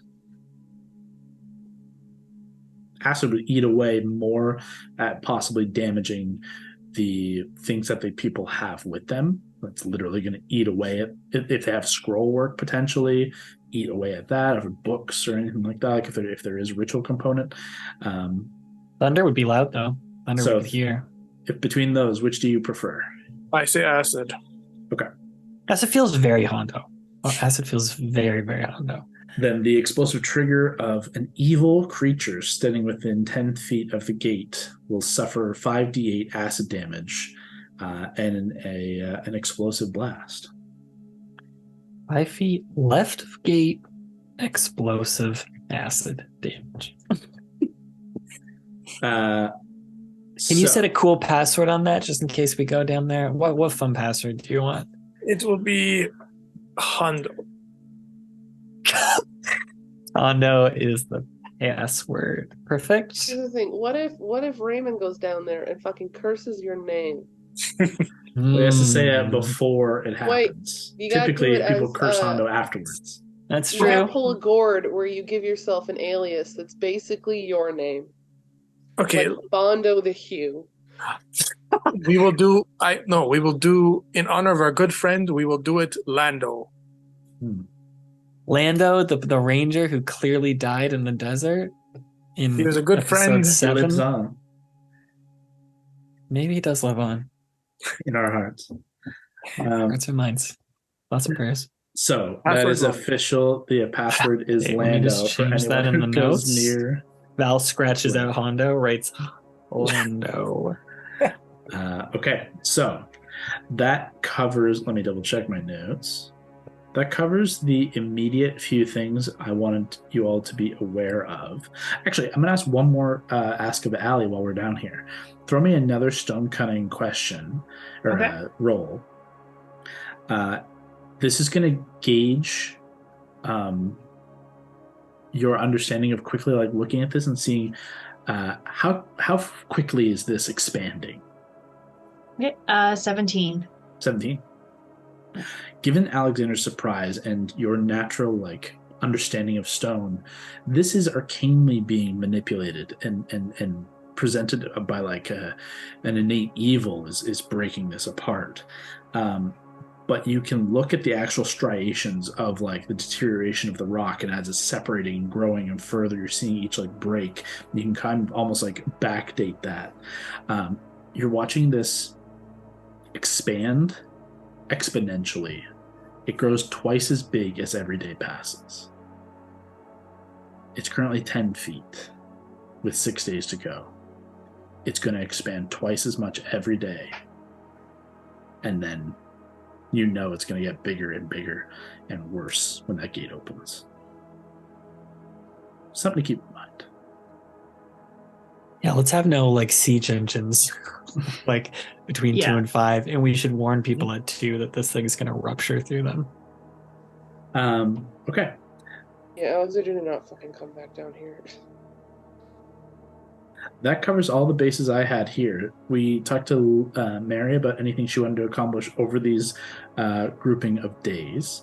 Hondo, is there anything other than this glyph and the things we've already talked about? Is there anything else you want to do in these couple of days before we get to the potential Kas'Tyrion infiltration? No, I think my concerns have been laid. I think we're ready. Okay. Alana, anything for you? Nope. I'm good. I'm just ready to go. Put me wherever I'm needed. Alana's doing all the push-ups, training montages, Hondo is shadowboxing. getting Keith ready. And get Keith, my god. silencing his bell, putting a little gauze in his bell. You know what I need? I was thinking about it. I need like one of those like a Pokeball. Yeah. That I can just, like, we need a Pokeball. Yeah, we need a tuck Pokeball. him in. Keith. Yeah. Valentine, these couple of days. Yeah, I already kind of did my stuff. I'd be spending as much time with Brawley as I can. I would be trying to keep the group super light and not clue them into how terrified I am for this. Secretly spied on Lavender. Probably told the group I did that instead. Probably didn't tell them I wasted one of the scries on spying on my mom, Gwen. Got the sword stuff with Aetherius. A lot of just like wistful staring, not wistful, just like dramatic staring at Seven. Cape billowing behind me, just like looking down into the pit and imagining what's about to happen. Can you throw me Yeah, a probably have dinner with Daisy and Elias. It's a great call out once they got back, reunion with them. But I also think really scared about that. I think he would be like family makes it real. So as much as this dinner is nice, it's also very tense for him the whole time because he wishes she wasn't there and that he could compartmentalize the stakes of this entire fight. I'll say in that dinner as well, you notice a tension on their side, a level of like uncertainty, and Daisy certainly feels unqualified to be here. Elias feels unqualified to be here, but they are doing it with the stoicism of it's the only thing they can do, so it's what they're gonna do. But it's a more awkward dinner than I think you wanted. Exactly. And then I think and feeling so awkward about this because it feels cowardly, but just continuously trying to hint to people it may seem like we're gone, but we are still here and we're still fighting. And we can't explain it, and it hurts that we can't, but we have not run, we have not abandoned the fight. We just have taken our fight elsewhere. Yeah, across the board, anytime any of you mention that concept, you're met with the same level of a concern for a self-internalized concern of like, you're prepping me for the worst case scenario as we're going into the world-ending battle we're talking about. But it always, with every one of these other heroes leaders that you've become, that you would call allies and friends, they all trust you innately, and always comes back to, we know you're going to do what you have to do, not for yourselves, but for everyone else, because you've proven it time and time again. So it starts off very untrusting and very concerned, but always comes to like a satisfied, like, we trust you. Lastly, I want you to throw me a deception check.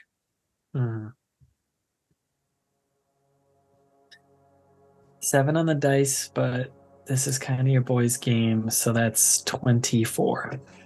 Mary, what's your insight? My passive? Mm-hmm. I don't think it's 24. It's 23. Valentine, you were successful in masking your concern. The veil of leadership remains. Oh, God. Gord, is there anything you want to accomplish in these coming days? And then I have one thing to ask of you from the beginning of this game. But please, anything that you want to do in the coming couple of days? It's gonna meditate, to myself, prepare for battle, mentally and physically.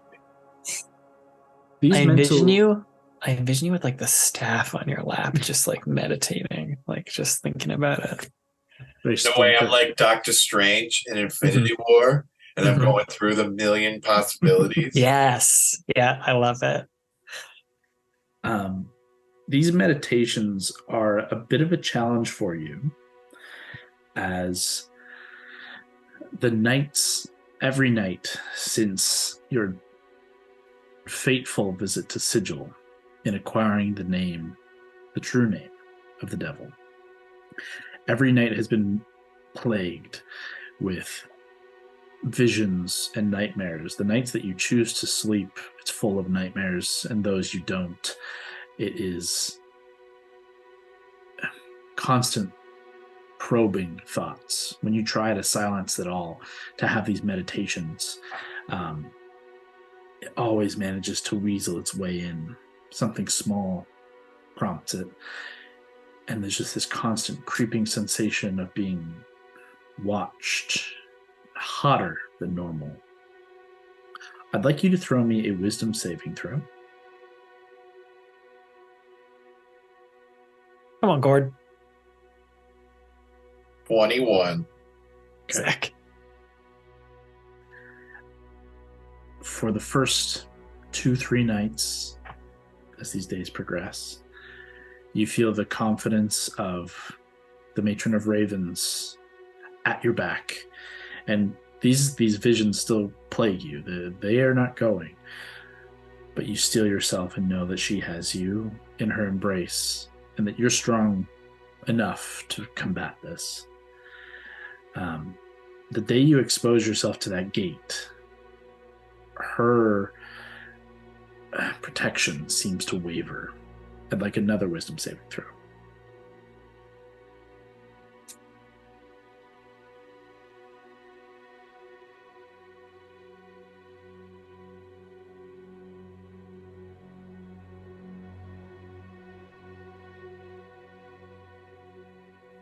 Come on, Gord. Sorry, my fucking browser froze. That's okay. I'm like just staring at that, that Mac like window or the rainbow wheel. The spinner? Staring Yeah, at it's the best. Sorry, what do you need me to do? Another wisdom save, please. Oh, okay. And there will be one more after this. 28. Oh, The exposure to the gate, you get that Sauron-like flash and flare, and you feel the surging pain of heat. But again, you don't fear. You don't fear the devil. You don't fear in general. You've fallen to depths further and more painful and torturous than any of this. What do you think of when you can feel one of the most intense evil presences trying to pierce your mind? How do you calm? How do you surpass that?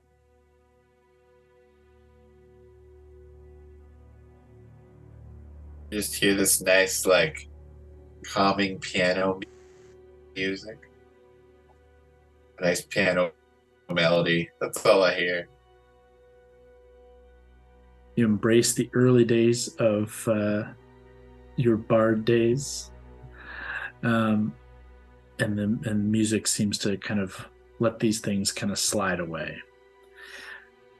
On the day that we're going to pick up now, going to Kas'Tyrion, what do you guys want to do? I have one like real quick thing. For Sure. some point, now that Alan's back, this works great. Some point, one of those nights where Valentine's like, we're keeping things light, guys. Everyone's fine. It's like dinner time. Everyone's happy. Mary just walks in with a stack of fucking like scrolls and pens that she's just pilfered from whatever corner she has. Starts like slapping them down in front of each other. Okay, no one wants to think about this. Everyone's writing a fucking will. no. I'm not Yes. writing a will. We don't need a Yes, will. No, you are. We live don't know forever. what the look. We don't know what the fuck's gonna happen in this. Okay, we all could be fine.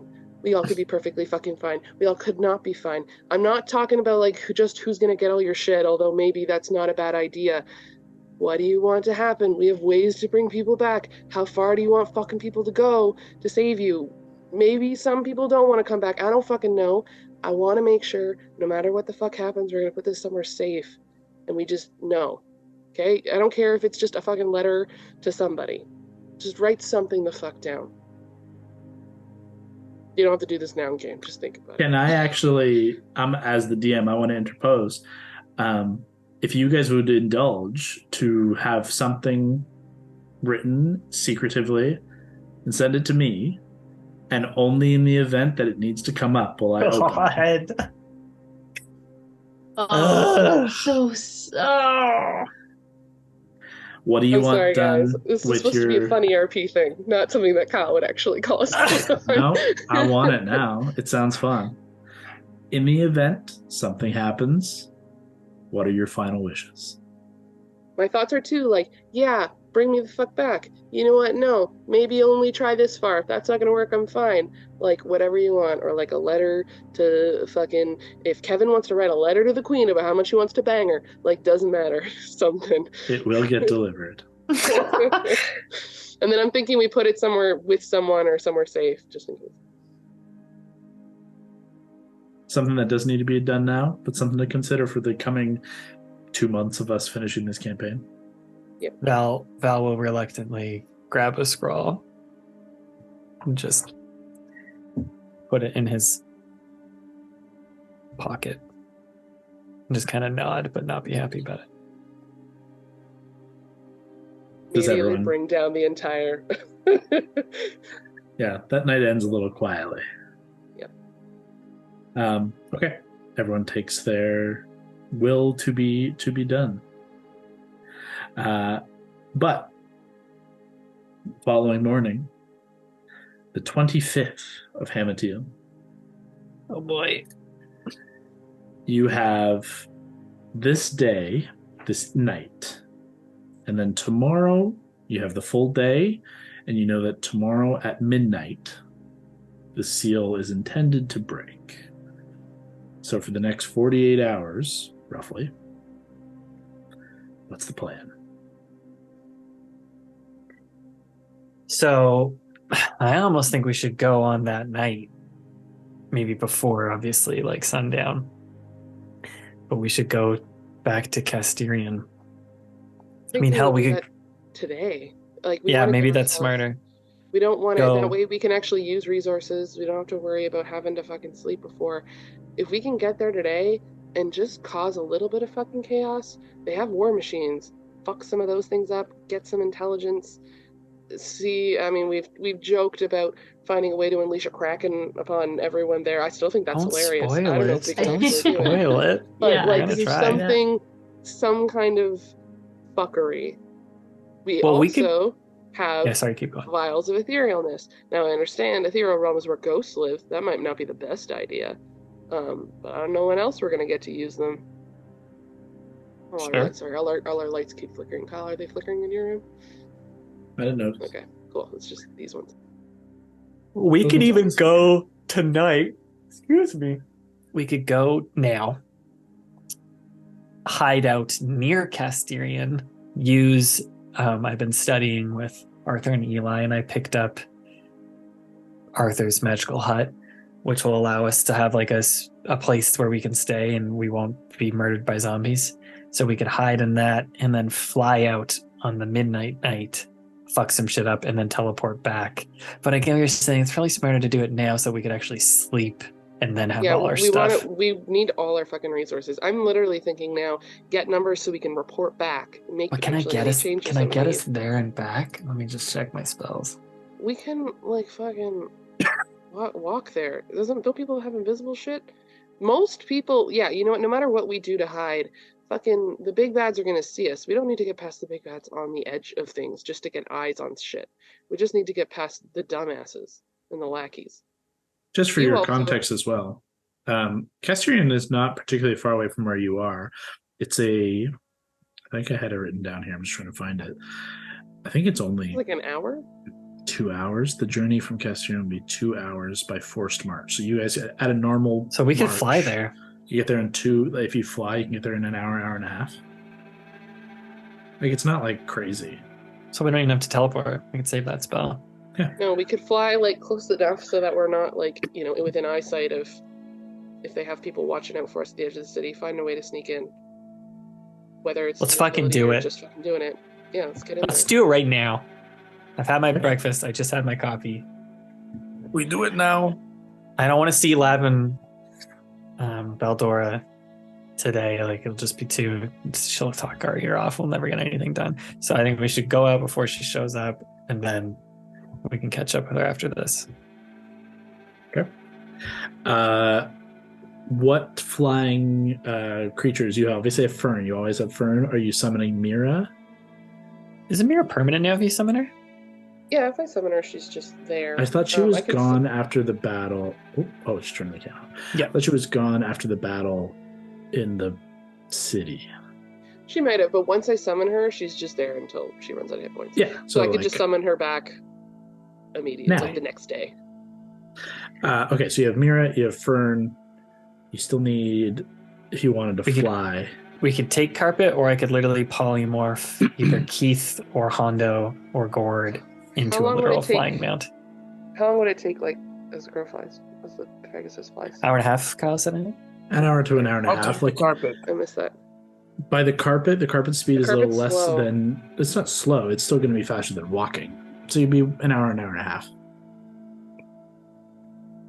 Like if you were all to be like Fern and Pega and Mira speed, you could get there in an hour. But if you have the carpet speed, it's just an hour and a half. But like it's only a half hour. You guys have got the whole day. Yeah, Yeah. maybe we don't even waste a spell slot then. We can just fly there. Great. Yeah. Easy enough. You guys set off, and early in the morning still, shortly after breakfast, but still well before noon. You'll arrive shortly before noon. So you arrive almost at 12 o'clock, maybe 11:30.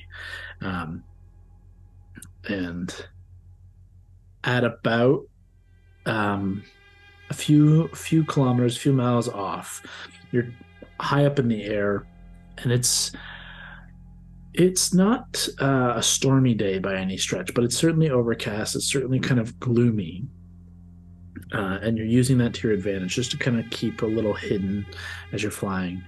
However, all of you can see at this couple of kilometers away, you can tell Kas'Tyrion should be there. But what you see is a massive black bubble. From a distance, all you see is like a massive cloud of shadow and darkness that encompasses the entire coastal city of the dead.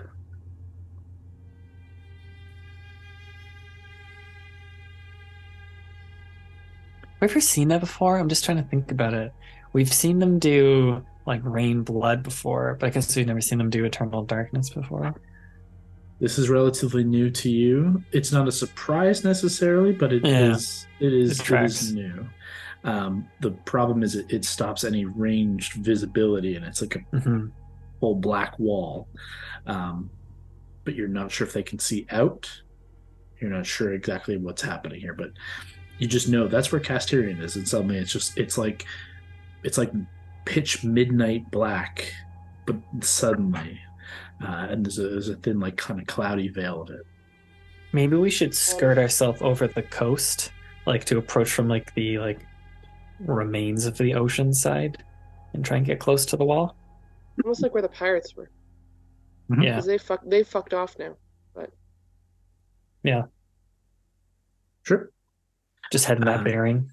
As you kind of keeping a wide berth and beginning to kind of take that swoop around that side, you're still a few minutes out, but as you kind of now tuck low to kind of keep in the shadow and in the cover of the cliffside, you notice, all of you again, the waters below are littered with shipwrecks. The remains of several ships are just battered against rock and cliffside, and it's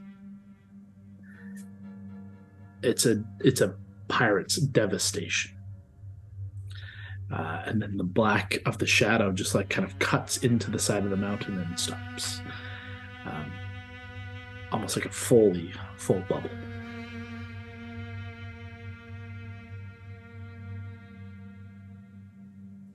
Can we try and get can we now approach from the ground and try and stealth our way towards that?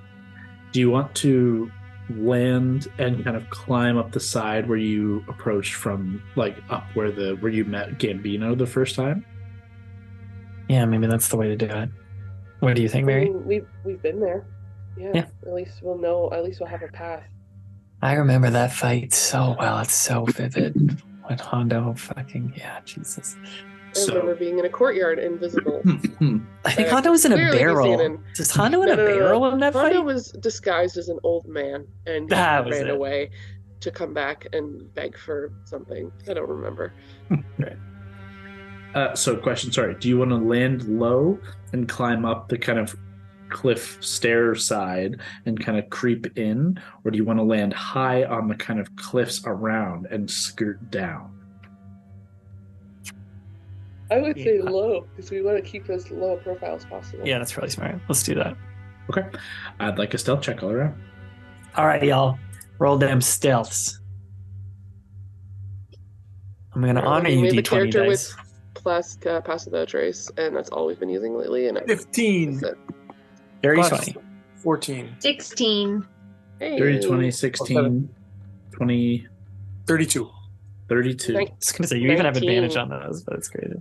10. Man. What's the average of that? Okay. Gord's stats have taken a beating. It's crazy. Thankfully, you guys take your time and you very stealthily make your way up into the courtyard of a deserted courtyard. There's nothing left up here. And for the most part, you guys are all still very, very stealthy, very careful as you enter into where you once met Gambino, now a deserted place. There's no sign of recent activity, no fires. And as you crest into this shadow, there's a brief kind of like transitionary period. It's not a portal. It's not like a shifting. You don't feel that like temporal displacement, but you just feel like you stepped into a cold freezer. Like you stepped through the threshold of a deep freeze room, and it's just unnaturally cold. And as you step in, it's not shadowy. It's just under a veil of midnight. It's as if the sun is long set and a night sky is above. We should be careful that maybe this triggered them knowing we're here. So we should just be ready to make a hot exit in case we need to. I also wonder if this could fool or fuck with the timeline needed. Interesting. If it looks like midnight, maybe that's just a look. But Do we still have the remains of, I kind of remember a courtyard, like this place had like ramparts that we could see over the city. Could we kind of check that out? Absolutely. As you kind of climb up, if you want to go ahead and make a perception check with advantage as your friends are all aiding. Okay. First one, 5 on the dice. Second one, way better. 18 on the dice. This is going to be really high. 18 plus 15 is 33. Yeah. You guys quietly, carefully make your way up into the top of this kind of loose. It was once like a very established manor house that has long been utterly destroyed and ripped apart.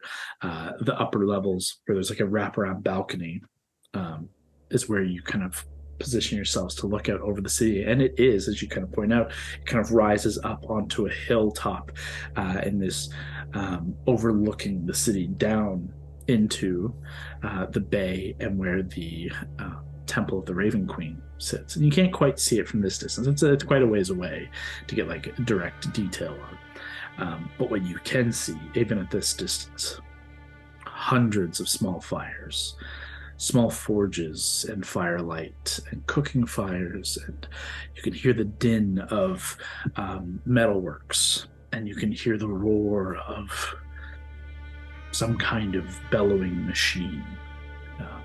You can hear the kind of din of voices, many yells, and you can hear, cutting through all of that, this kind of perpetual, eerie, groaning moan. You've been around undead, and it sounds like hundreds. That's not necessarily surprising, but nobody seems to be battling these undead, but there must be hundreds surrounding this area. With a 33 was your total? Yeah. In the heart of the city, which is, you're at the furthest kind of northeasternmost edge of the city, is the manor where Gambino is positioned.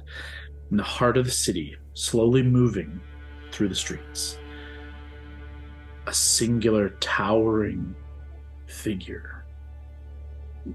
You hear this low groaning sound bellow out from it, and it quakes your jaw even at this distance. You can feel it kind of vibrate your teeth. This massive creature is 20, 25 feet tall. And you can't make anything out. It's under the veil of this darkness, but it's towering over the buildings. But there's something kind of glowing about it. You can see like this kind of red ruby-like kind of like constantly. It's almost like wrapped around it in bands. It's not a full glow of like a singular thing. It's like a bunch of circles of ruby glow around a towering dark individual, and it's putting out this like this drone is the best way to put it. It's like a roar or a call, but it's this very low, just like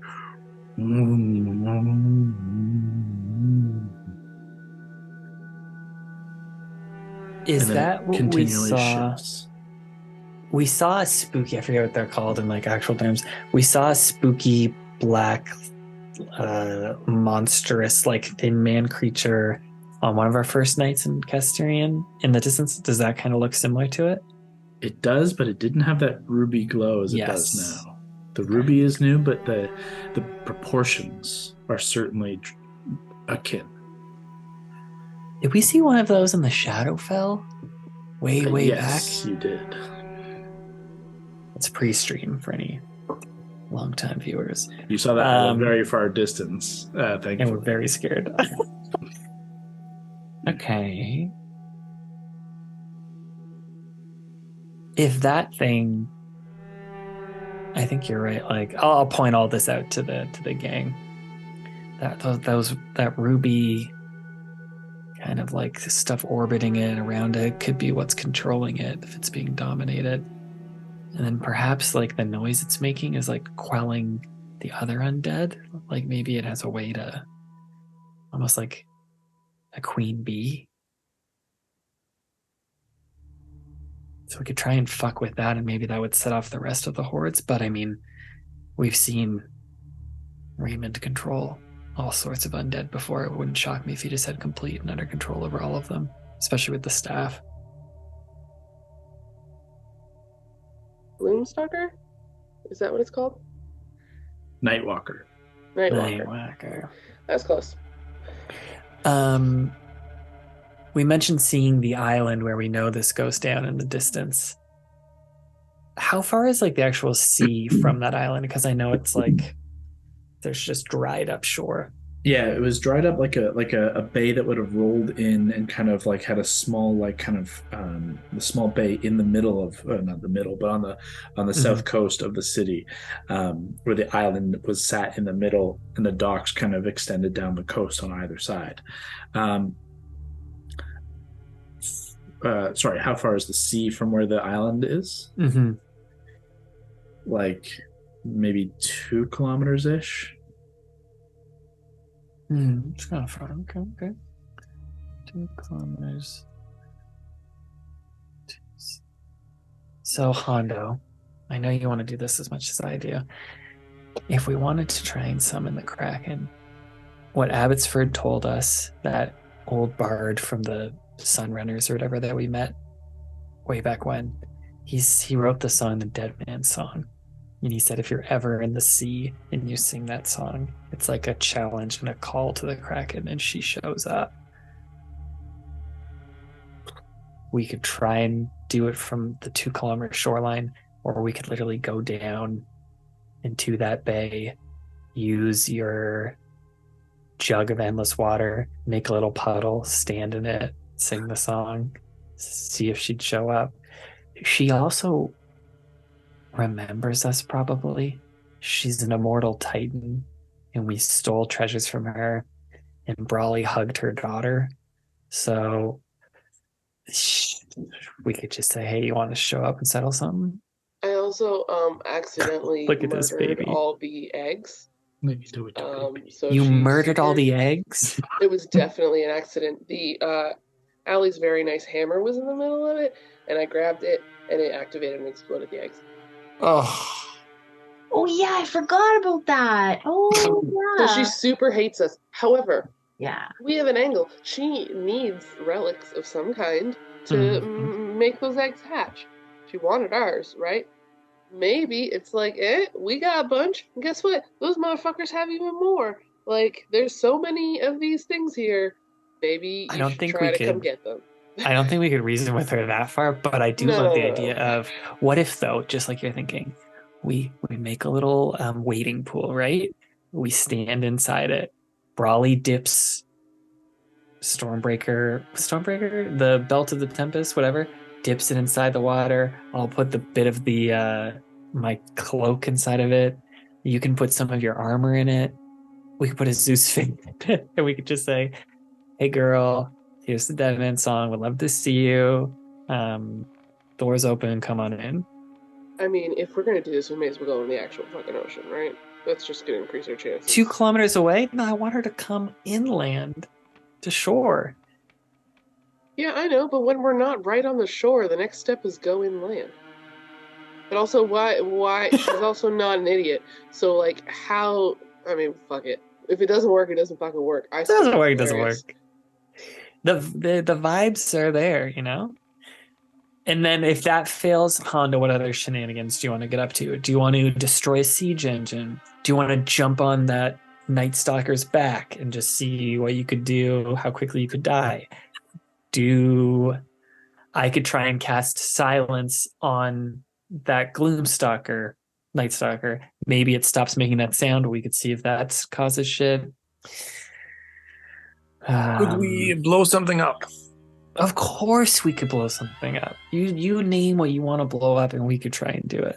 As long as you have the means to blow Do something you have up, the means because to I blow vaguely something remember you using all of your this is Leah, not Mary, because no one saw this, which made this moment even funnier. You used all your explosives in a Cool Guys Don't Look at Explosions after you were a giant worm hucking it over your shoulder when you were in Sigil, and no one saw it, and it was the coolest fucking shit ever.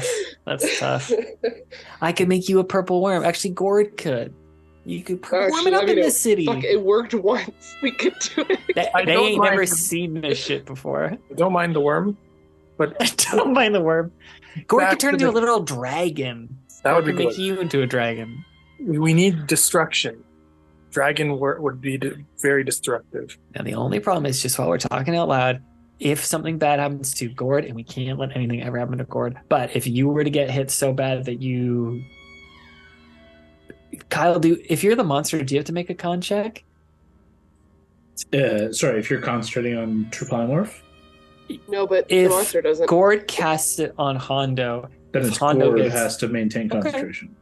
But if okay, you- as much as I love some crazy shit, we don't want Hondo to just like get kidnapped. Like we don't have time to go save somebody. It'd be so So, funny, though. I right know at it the would be peak of really the funny, story. but also I'd really love to not have to go 2 sessions of let's go Uh-huh. rescue Hondo. Uh-huh. If we're gonna cause anything like big like that, it's gonna be a distraction. We're gonna have a way out. Yeah. Because I we say- also could sneakily fuck with shit. I'd like to remind you, Hondo, you are good at sneaking. You are sneaky. Kind of your whole class. I guess you're a pirate, so I guess that all just cancels out. But we could try to quietly cause some chaos before we rain down some crazy shit. I also think if the Kraken's going to show up, it's going to be like tomorrow, so we should it's going to take her a hot sec to get here. It's not going to be right this minute. Well, I So think that's she's something we set quick. in motion. I think she's speedy. But I do want Hondo. This is your opportunity to use all your crazy as fuck ideas. Let's just not get ourselves killed in the process. I think we want to cause chaos, but we want to be discreet. So definitely we could do some sneak. But I also Discreet think chaos. we need to summon the Kraken I agree. because the Kraken will destroy everything in sight in anger. So Ideally, yeah. well, if it sees us, we need to lure it. So what We just have to do- hope it shows up. We don't know. She Well, might not be a we hollow do- back girl. We go about. I say we go to the shore, go in about 10 feet. Sure. And we do it. Splish splash. It will be close enough to shore for us to escape, but we can, we're still in the water. So I say that is a good option for us. Escape plan would be I can teleport us all back. I have to see all of you, and then I can teleport you. You have to be alive. Can't do it on can't do it on your corpse. Can't do it on your unconscious body. Maybe I can do it on your conscious body, but I can't do it on your dead body. But I like the chaos. And I like Discrete the chaos. Well, if I can add to your Please. elements here, you still have yet to like understand all the elements at play that you could cause chaos in. So it may involve a little bit more scouting to learn what you could mess with. You currently know about the White Night Walker. You have a plan with the Kraken, which I'm very excited to play out. But as in terms of like fucking other shit up, you still have to scout in to find other shit to fuck up. So, what's the plan? Do you have a map? Is there anything you don't like? Do you have a map like this that you're like, I hope they ask about it? If not, I do totally not have cool. a map Okay, for this cool. place. I hope you There's not multiple places around the city to investigate. The main occupation is around the temple. I just didn't want you to be like, guys, just ask about the map. I can show you the map. Nope. Because I want to do all of this is going to be theater. It's all going to be. why don't we scout a bit more? Like, we could just scout from the skies a bit more, try and get a lay of the land. We could literally just ask Kyle, can we look for weak points? Can we do a little scout and ask for like some possible like weak points that we could sabotage? Yes. Mira, like I could go on Fern, Mary could go on Mira, and we could just do a quick and come back. Yeah, but okay, keep in mind, she is a white, kind of sparkly horse. Beautiful horse. Yeah, gorgeous. Against a midnight sky. Beautiful white horse. Yeah, perfect. There's lots of bad guys who can see all sorts of shit. Remember how the last time we were here, there was this like flying, creepy, not hag thing that like literally killed Lavender in 30 seconds? The Banshee. That killed Lavender. Shit can move real fast and fly around here. So I think the skies is not necessarily the sneakiest play. Unless someone can make us invisible. I can make us invisible. Or we can ethereal plane it, is the other option, because we have those vials of etherealness. Ghosts, I think, live on the ethereal plane, right, Kyle? Okay, never mind, that's a bad idea. I changed my mind. That could be real scary. I don't like it. I don't like it one bit. Yeah, being ethereal in the city of the dead is a real risk. I do not like it. Why don't we do the invisible plan? Let me look at my little spells. There you go, invisibility. I don't think I have mass or do I have greater? Greater is only going to be one target, but you could upcast regular at multiple targets. Great, because I think I dropped greater anyways. Way back when. Yeah, I got invisible. Let's have an invisible party. So at 2, it's 2. At 3... Or sorry, at 2, it's 1. At 3, it's... Okay, it just goes like that. I could get... I just want to confirm. I think this is true. Any spell that targets me targets Fern as well, like that I could cast on myself, right? So if I did... believe... That's a part of the Find Greater Steed? Yes. Is that where that's coming from? Find Greater Steed. Oops.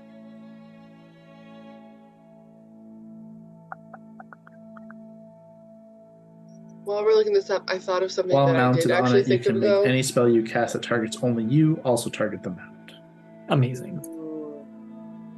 I did actually think of this yesterday, Kyle, and I forgot until just now. Is there like horsey armor that I could like take from cavalry people? Because Mira's AC is trash. Yeah, absolutely. Okay, thank you. We'll deal with this offline. No, the cavalry are in the midst of armoring up. Give Mira a +2. Yeah, thank you. Mary, what's your perception? And is Hondo's better? Hondo, what's your perception? Mine's a +7. I think Hondo's is better. +15. Yeah. Ooh! Okay, why don't you ride with Mary? I'll go with Fern. We each do a little whoosh and come back. But I cast greater invisibility. Sorry, invisibility upcast at a 4th. So it gets the 3 of us. Actually, You need Pegasus at a 5th. as well. At a 5th, so that it gets Mira, you, Mira, Hondo, Mary, myself, which goes into Fern. Are we just leaving Gordon Elena They're here, then, chilling. Okay. They're chilling. Okay. I'd like a perception check at advantage from Hondo. Sorry, wait. Is Hondo going with Val or is Hondo going with Mary? I figured Hondo would go with Mary Okay, because so I'm pretty good at perception. yeah, Hondo at advantage with the aid of Mary. Valentine's straight perception. Yep. And then I'd also like perception from Alana and Gord. The two left behind. In this lasts an hour. I was just making sure. As long as you maintain concentration. Okay. Hondo, you roll at advantage perception. Yes, you do. Perception at advantage for Kev. 24 perception for Brock. Great. Allie. 14. That's really good. That's really good. 7. Nice. 7 on the first. Come on, buddy. Let's go. Number 4 on 2. Buddy. But Has a big bonus. perception, I'm expertise, so I get an automatic 10 roll, right? Oh, yeah, you're a prick. That's right. Sick. Good for So- you. 10 plus 15, 25. Yeah. I got Rogue. 26. Great. Minimum 25, 26. Okay, great. As you guys begin to fly off, 1 hour is going to get you a flyby, like to get all the way down to like fly over top of the like the temple area. A full skirt is gonna cover like half an hour to 45 minutes. Like it's a long distance to get this good vantage point. So you're gonna run most of the invisibility out to do all that and come back. So you guys go off, and Gord and Alana, you guys are left alone in this quiet undead city. As you take your positions to just kind of relax, you don't hear any immediate threats. But you do just have the faintest, Gord, you do have the faintest unsettling feeling as you watch the Nightwalker begin to turn and just come this direction. Still a ways off, middle of the city, but is now kind of turned on a corner and is now kind of walking up along the main road that would lead up to the north. Oh my god. Can't think of anything scarier than something big and slow walking towards you. God. Valentine and Mary and Honda, as you guys skirt around the city, you roll pretty much the same roll.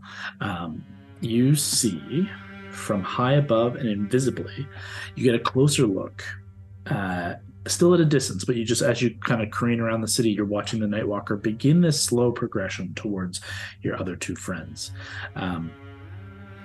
What you can see as you get just a little bit closer with those high rolls, surrounding the Nightwalker's very slender, long, odd form, this odd, shadowy, slender man of pitch black, almost like a shadow birth made real,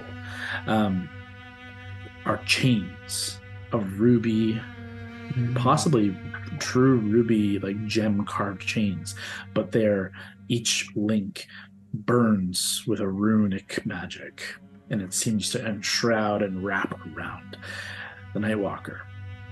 And possibly more concerning is the chain that is leading the Nightwalker forward is held by an armored, devilish figure, striding atop a flaming nightmare mare, a horse that is literally on fire.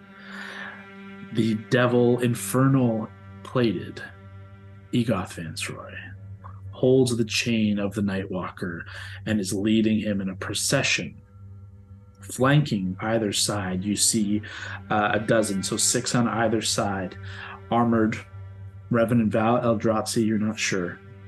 And behind them, the Nightwalker is dragging a cage in which you see at least 24 undead forms clawing and gnashing, trying to get out. That's being dragged by this Nightwalker thing?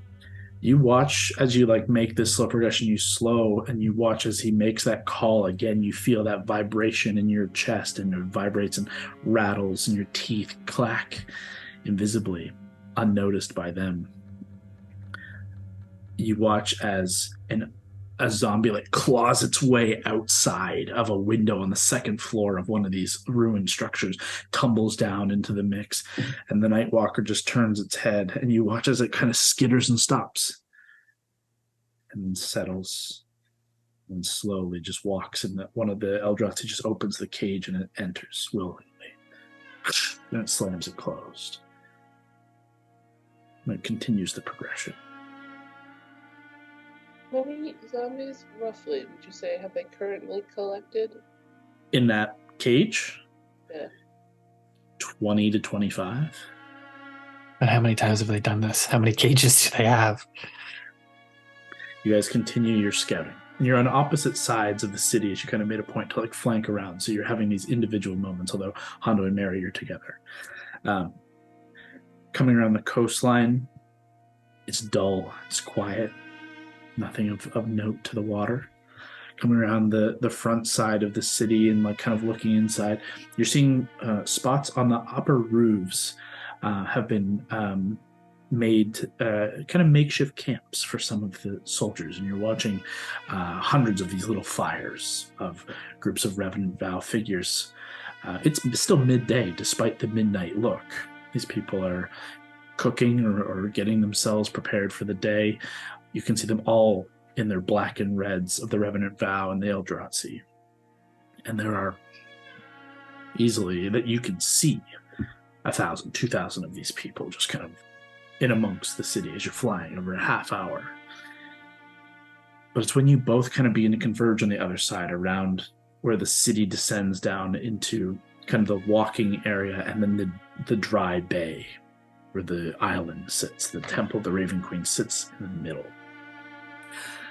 The bay, the sandy kind of shores of the bay where there should be water.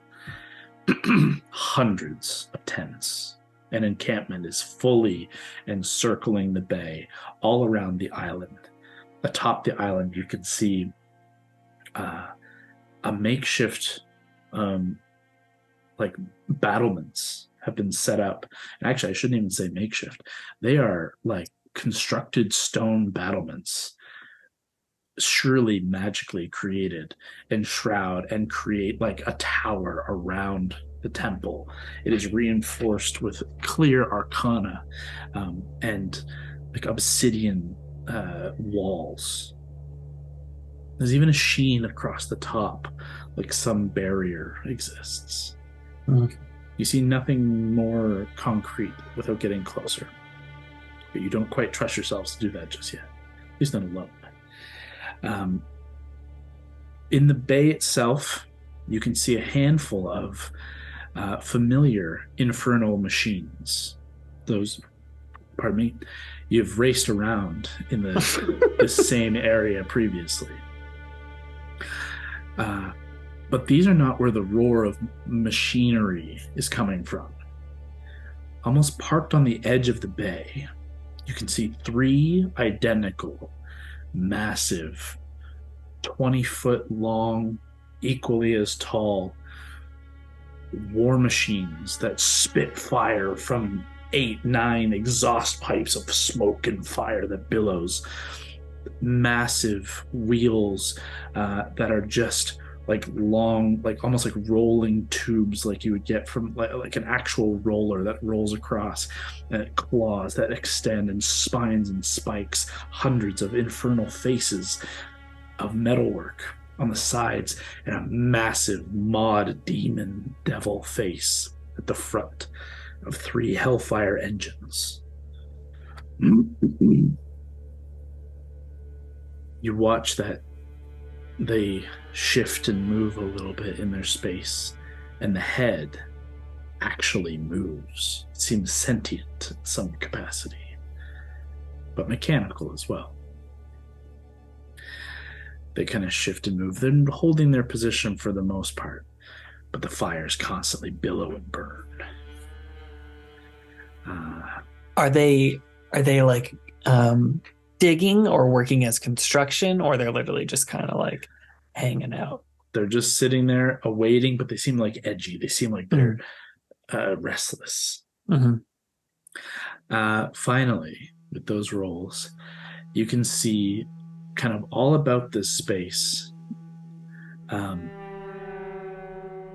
specifically around the bay, but all throughout the city, dozens of those cages, all housing dozens of undead within each.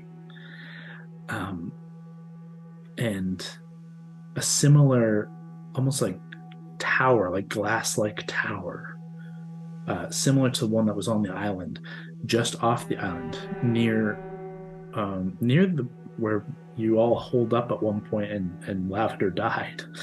A similar magical construct that, as you kind of swirl past, you can see the swirling energy constantly kind of fighting and battling against the constraints of what you can amass are hundreds of incorporeal ghosts, banshees. They have rounded up and captured and held captive the undead under the control of the Nightwalker. Yikes. All said, you can see at least 10,000, 20,000 Revenant Vow and assorted others. And you guys rolled 25 plus. All throughout the city, you're also seeing creatures who you hadn't seen associated with them before. You see half giants and ogres. You can see two-headed Ettins. Go ahead and roll history or nature checks. Any of you, all three of you. Hondo, Mary, and Valentine. What is that? I think that's 19. 19. Okay. History or nature? That's history. I rolled a 10 plus 5, 15. Okay. I rolled less than a 10, and I added like 1 or 2, so it doesn't matter. Hondo, you're seeing mostly just like beasts and these creatures that classic mythical story creatures that you just can't wait to cut their heads off. That means nothing more to you. But Valentine, your history with history. You're learning the stories of the world and the peoples of this world. You know of the banished and betrayed who live in the Underdark.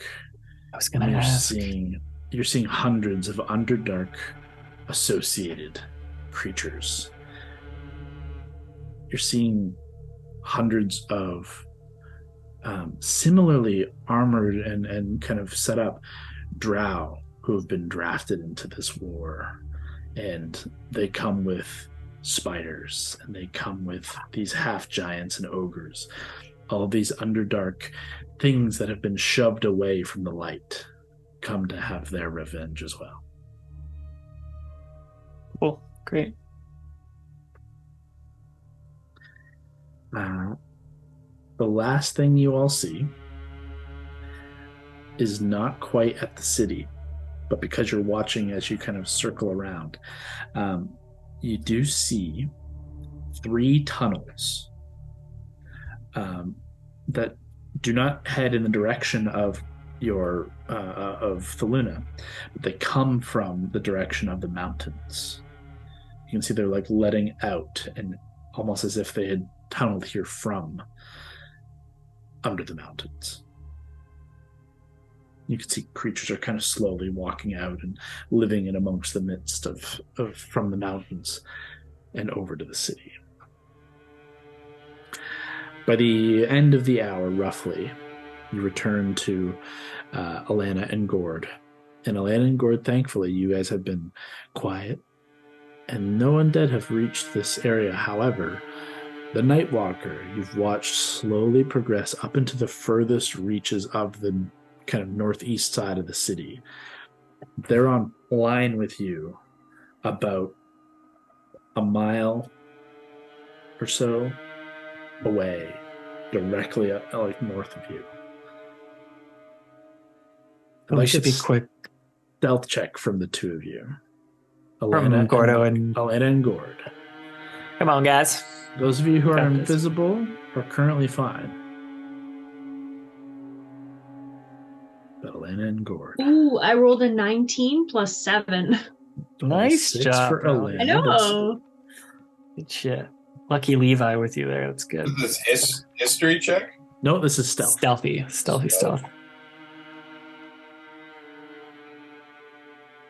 25. Oof. Solid. The two of you blend into shadow, and the Nightwalker is none the wiser. Oh, thank goodness. The hour passes roughly. You've still got a little bit of time left as you return. It's about 45 minutes to an hour by the time you all return. Elena and Gord, you hear the faint alighting of several creature footprints as they settle down. The hoof taps as Mira returns. It's us. And then when I feel like we're all back, or I'll just make sure we're all back, I'll drop invisibility. You'd pick up Mira returning as well. So the Dune soundtrack just kicked in as I started talking of the person screaming. Oh no, that Nightwalker seemed to control the undead. If you wanted to fuck with it, could be interesting. What I envision here, I'll relay everything we saw. I envision like we could try and release the undead back on this city. The tower seems to control the ghosts and the banshees and the like, but there's a bunch of cages of undead. Seems like the Nightwalker's able to stop the undead. All things on the table. We could try and, oh god, this is crazy shit we could do. we could try and dominate monster, this fucking Nightwalker. We could see if we could turn you into a Nightwalker. We could summon the Kraken. Like, listen, we're gonna summon the Kraken, but what else do you want to do? In theory, if we were able to control the Nightwalker, would we be able to use him to use the undead to join us? At least in this fight, yeah. Potentially. What we don't know is, do these chains prevent another creature from dominating monster, right? Like, these chains are on it. We're not sure if that would prevent it. We need to find out. Problem is, we're faced with it has a party.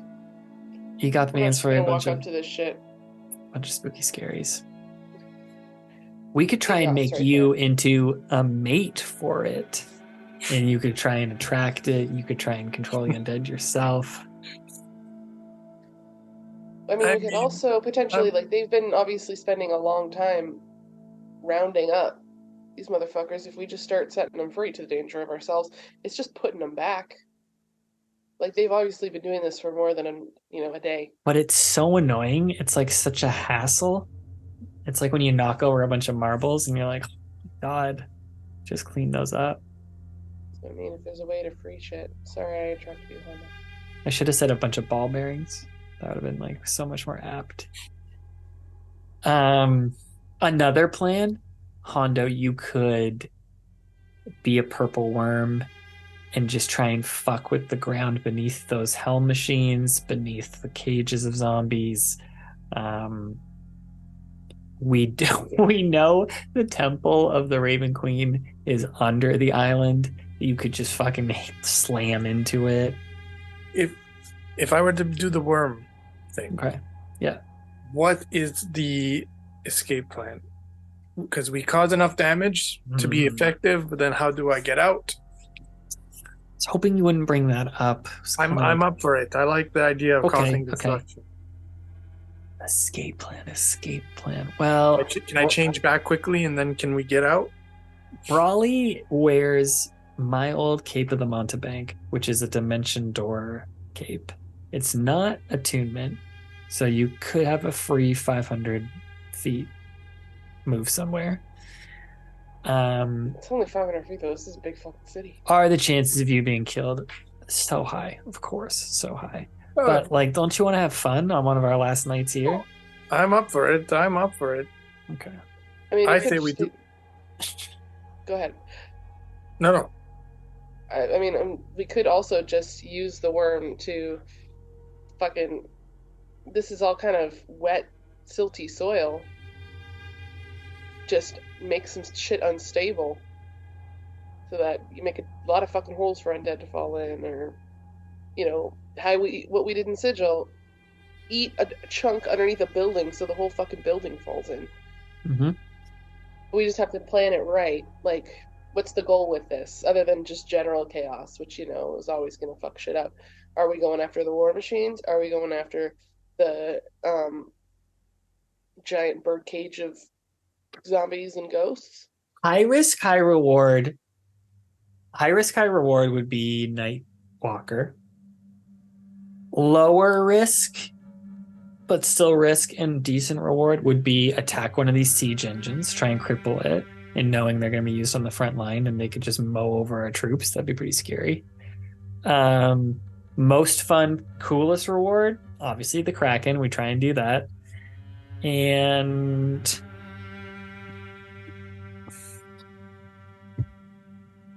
remember that spooky shadow dragon we fought just before we got here? We could turn you or anyone into that. Would be fun. He kind of blended in the shadows. He could be a real pain in the butt, just literally kiting, burning people and doing stuff. Brock, how does True Polymorph work? Is there like a CR level?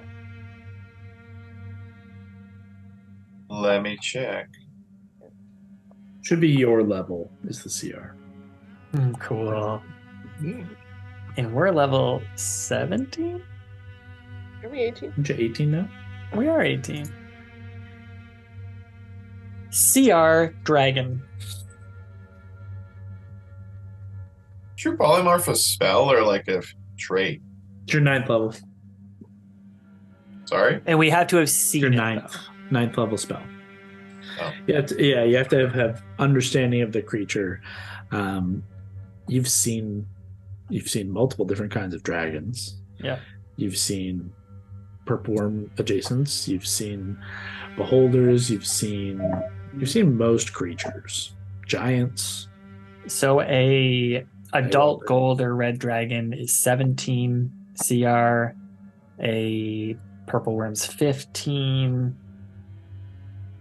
Adult blue dragon, adult silver dragon, they're level 16.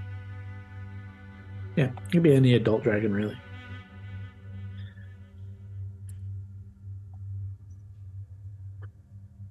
Wow, ancient dragons at 20. That's fuck. Yeah. Adult red dragon would be pretty dope. But Red dragon is fire. Yeah. So's gold, isn't it? Yeah, gold's also fire. They technically have a secondary about a weakening breath. Phoenix. Do those exist in this game? Have we seen a phoenix here? You've never seen one. You chose not to go down that path. There was a phoenix in the mix, but you never engaged it. Never opened that door. I wish I had some type of bag that I could capture magical beasts in and summon them whenever I wish. That'd be sweet. Or like a suitcase, like a Louis Vuitton suitcase that's also like a... What do you think, gang? Like, for sure, let's do the Kraken thing. Like you're saying, Mary, we could do a lot of stuff that's just kind of like a nuisance, but what do we want to accomplish here? Maybe take out one of these siege engines, maybe try and take out the spooky guy. How can you remind me where the siege engines are? Siege engines are kind of all around the ridge of the bay. So it's kind of high risk too, because they're in a pretty They would be visible within area. They'd be within the war camp itself. Essentially. Currently, the Nightwalker is separated from the war camp by a pretty significant distance. Obviously, you're right by the water for the Kraken plan. But to get into if you want to do anything that involves being in the war camp, that includes the vast majority of the cages of undead, the ghost tower, fucking with the actual temple, if you wanted to do temple, anything there, and any of the war machines, that's all going to have to be infiltration into the war camp, which is going to be a lengthier kind of like stealth based kind of situation. Just, I'm not saying don't do it. It's just something to consider. That's what's going to go into it. I hate that I thought of this. Didn't we take Eldrazi armor off fuckers we killed. I'm sure we got some when we rattling cleared the around. city. I think we very specifically said we took some. Probably. We could. What are you thinking? No, I'm just thinking of the character ramifications of having to put that armor on. That's nothing else. It's fine. So we could. I have Dominate Monster. Gord has True Polymorph. We have a way to maybe summon a Kraken. We could just skip down by the seaside, do a little summoning thing for the Kraken, see how long she takes to get here. After we do that, we could just, on our way out, see about trying to dominate this Nightwalker or just fucking with it. If it gets real scary, we teleport out of there. I think that's our best bet. If we try and get into the city, like if we tried to like drag in one of these siege engines, what if something crazy happened and they shot harpoons and pinned the dragon down? Then we're like, oh fuck, we got to try and rescue this person. It's in the middle of a city of an invading army. It could go very, very bad. Like the Purple Worm plan, we could just like kind of like fuck with their tracks and stuff, but they got magic. I also feel like we just like try and fuck with the temple beneath the thing. I don't know how much that like affects them. Well, how do we feel about trying to summon a Kraken and then on our way out just trying to attack this thing that's separated from the others? I mean, let's I see think how the that's Kraken sensible. shit goes. First things first, we got to try and get to the little seaside. We got to try and make some little water splashes and summon this Kraken. Well, so do you want to go to the, like, you guys are right on the cliffs, to go straight down from where you came up? The ocean's right there, right where kind of Gambino's like Great. pirate like cove was. You can be right there and you're already stealth away from everything. But if you wanted to, you were being specific about wanting to like do it in the bay area, then you got to be like stealthy and get over there. But if you just want to get in the vicinity, then you can just go straight down. Why don't we do it here? Let's do it here, safest. It's going to show up. It's going to see a lot of action. It's probably has some sort of magical sense. It's going to be like, okay, there's some stuff maybe over here, and then it'll go that way. Certainly possible. I like this encouragement. Let's go do it. Let's scale down this cliffside. Let's summon a Kraken. You get to the water's edge without any issues, obviously. What do you do? I have searched so hard. I even was watching a video at one point of our old game. I'm trying to find the words to the Dead Man song. Do you have it on hand, Kyle? I really wanted to surprise you with my memorization, but I couldn't find it. I do. In here somewhere. I'm just going to find it. You want to send it to me? Hondo and I will perform a reading of it. I do want to hear it. And it's right here. Oh, you go to the deep, aka Dead Man song. Are you all ready for this? Let's put our little toesies in the water, especially if you have a Whisper, an Armor of the Valkyrie, a Warden of the Fae, a Belt of the Tempest, and a Zeus Fate. Gang, we're kitted out with relics. Everyone put your feet in the water. Okay. You'll stand in the pirate cove of Gambino's now lost city of the dead, and all five of you stand in the shallow end of the water, inside this cave. You're up to just past your ankles, standing in the water. Do you stand in a circle? Are you standing beside each other? You looking at each other? What are we doing? We stand together. Stand together. I think we hold hands. Sure. Okay. That's the closest one. Hondo, do you want to say this in tandem or do you want to say this separately? What do you think? What's the I best? say we each say a line. Oh, that's great. That's great. Okay, go for it. Do you want me to start? Yeah, you start. Yeah. I'll harmonize with you. Okay. Rising up from the depths. Let me just stop you. I don't know if we sing it like that. I feel like it's more ominous. You're putting some sort of like you restart. I just wasn't in the headspace. You start. You sure you want me to kick it off? Yeah. Rising up from the depths below. Seafarers' Inn will be yours too. Rising up Madron wide. Oh, how many here have died? Rising up, death comes swift. The Kraken awaits a dead man's skiff. I'd like both of you to make performance checks. You got it. You got it. All right. Okay, that's pretty good. I Can I got a use one. Peerless? Can I use Peerless skill on mine? You can. A 1 is kind of. A 1 is kind of gonna fuck it. Guys, mine's gonna be very, very high. Can like Brawly like interject and add like the last line to add it like it's like harmony and be like the Kraken awaits the dead man's skiff. 35 performance. Very, Brawly gets very low. very different performances. The two of you were in you were unharmonized. Your wavelengths were too far off. Nobody feels anything different. You all just kind of stand in the water, gently lapping against you, echoing off the cavern. Doesn't seem like anything seemed to happen. Okay, we try again. This time, Val can do everything. Hano removes himself from the situation. And Brawly can say the last line. Do you want to inspire me? Are you inspiring me? I'll for this? inspire you too, yes, Okay. of course. What do you say to inspire him as this goes on? I say, rise up from the depths below. Feel it in your bloody soul. This is already better than the first one. Okay, great. You get inspiration. If you're going to perform it solo, it's a straight roll. It's cool. Performance again, the DC has now increased as a good. result of a failure.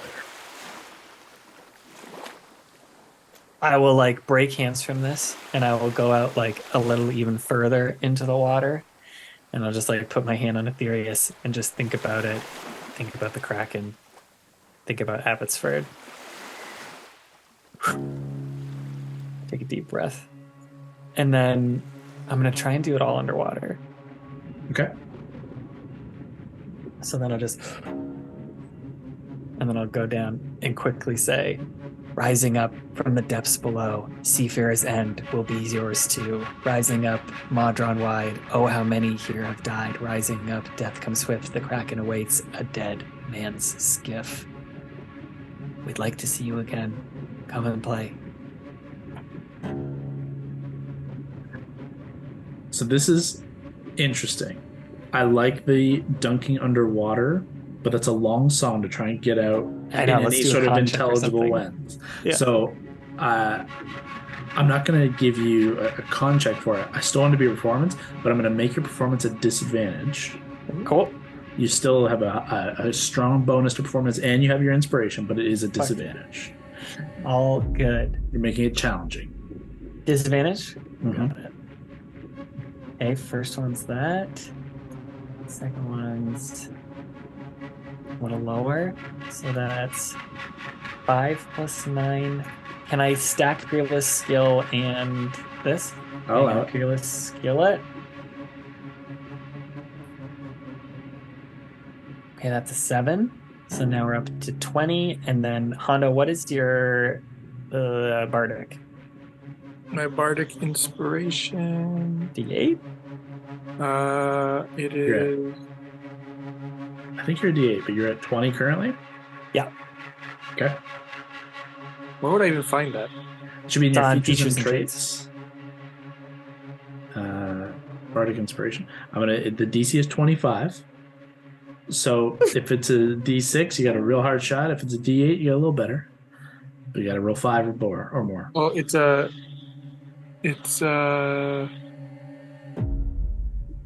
D8, yes. D8. Fuck! 23. 23. Sorry, gang. With the failure, unfortunately, the last line of the song, you get just choked up just a little towards the end and it was, you felt that the water began to kind of swirl around you in this faint maelstrom, and you all felt the winds begin to kind of die down to nothingness. It was in the eye of a storm, kind of calm. And just as you just get to that last line, and the last of your air is gone, you're gasping. The bubbles just kind of break, and you burst to the surface just trying to gasp for air, and immediately you all feel the tension of the moment just fade and break, and it was almost there. Just drag myself back, soaked. I don't think it worked. But if it did, we should do whatever we're going to do next quickly. Oh, I say we try it one more time, but this time we do it with Gord. Gord is our most valuable person here. You can do it again. Just the DC increases another 5. I know, it's just, it makes it so hard. We'll do it, all of us sing a line, so we all roll, we all add it up.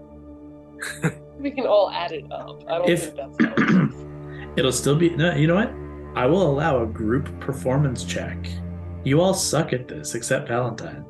So, as a group trying to hit 30, like...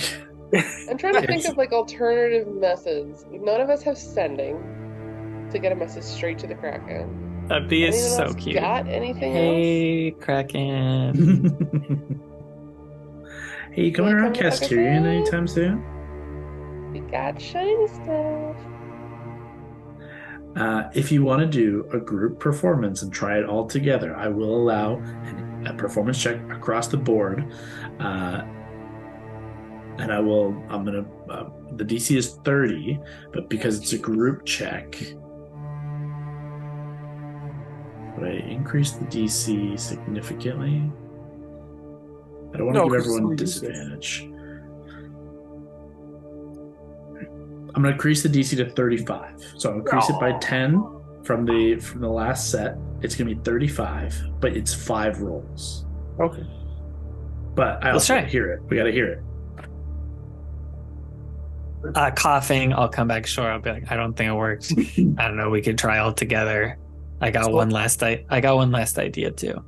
And then I will open up my bag of holding, and I will take out the little girl's book that we found in one of our early encounters underneath the ocean. A banshee had attacked us, and that is Abbotsford's book of like stories, and so it's got the dead man's thing on that. So I'll take out a sheet of paper, I'll put the book back, and I'll hold out the paper for us and be like, okay, this is it, guys. This was sitting at the bottom of the ocean for a while, so it's a little wrinkled, but we can try it.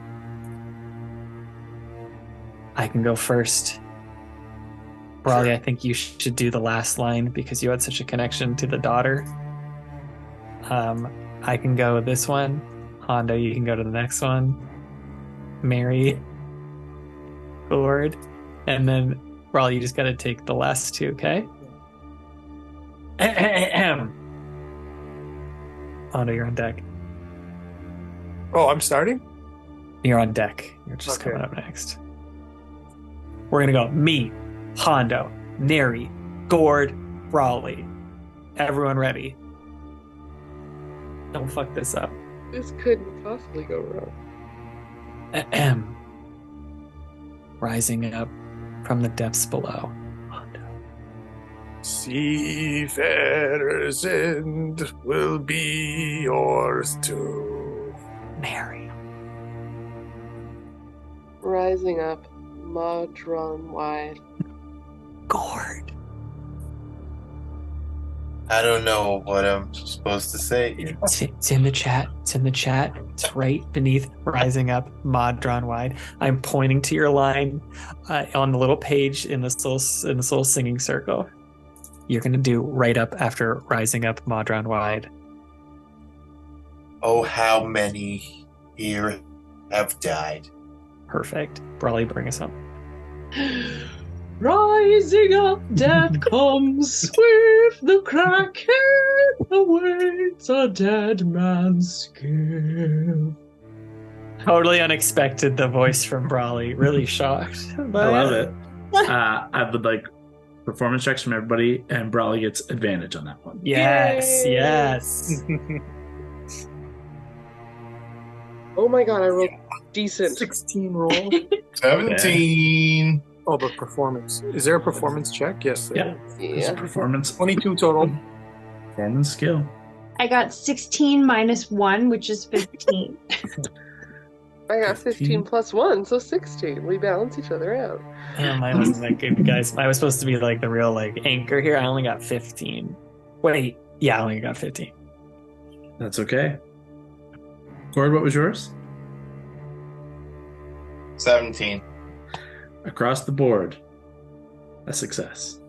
Oh, gang! You feel, as you finish it with Brawley finishing the final line, the little vibrato kicking in. As you began, again, all of the wind just died down to 0. Eye of the storm, this odd tension, this quiet in the middle of this cave, not even the dripping of water from around the various sides of the cave. The waves died to a still pool. And Brawley says the final word. You feel the wind begin to shift and begin to swirl.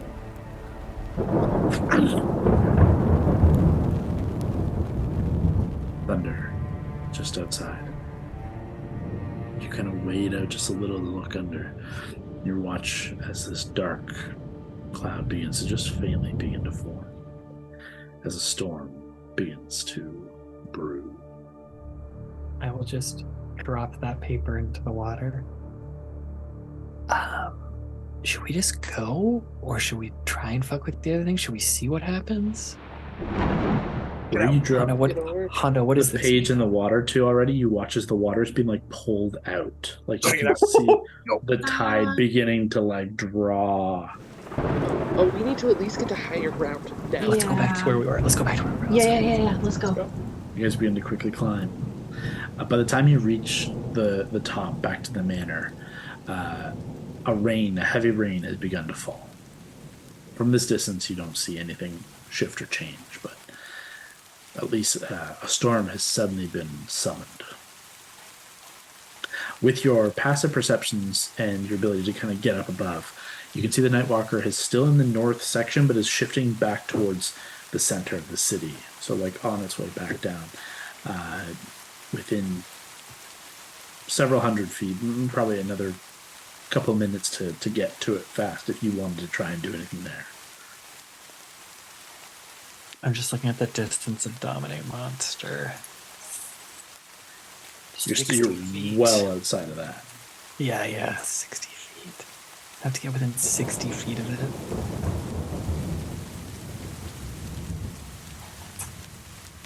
I don't think I could dominate a Kraken. I feel like I would be scared to shit to even try. I don't want to go with 60 feet of the Kraken. What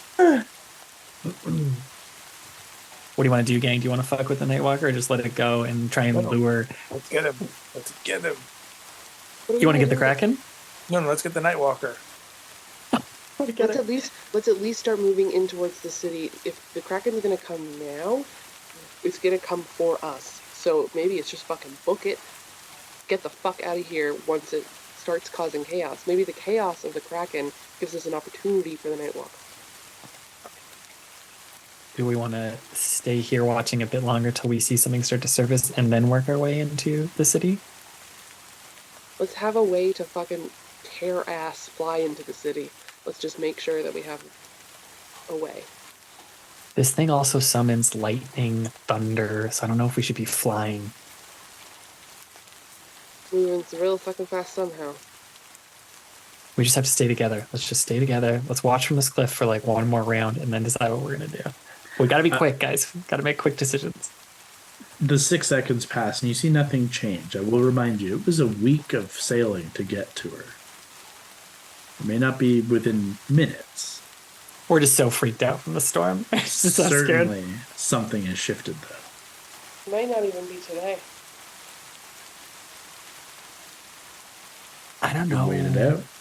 I don't know. Maybe we just wait a bit longer for tonight. Like, if we if we do the dominate monster thing, who knows how that goes?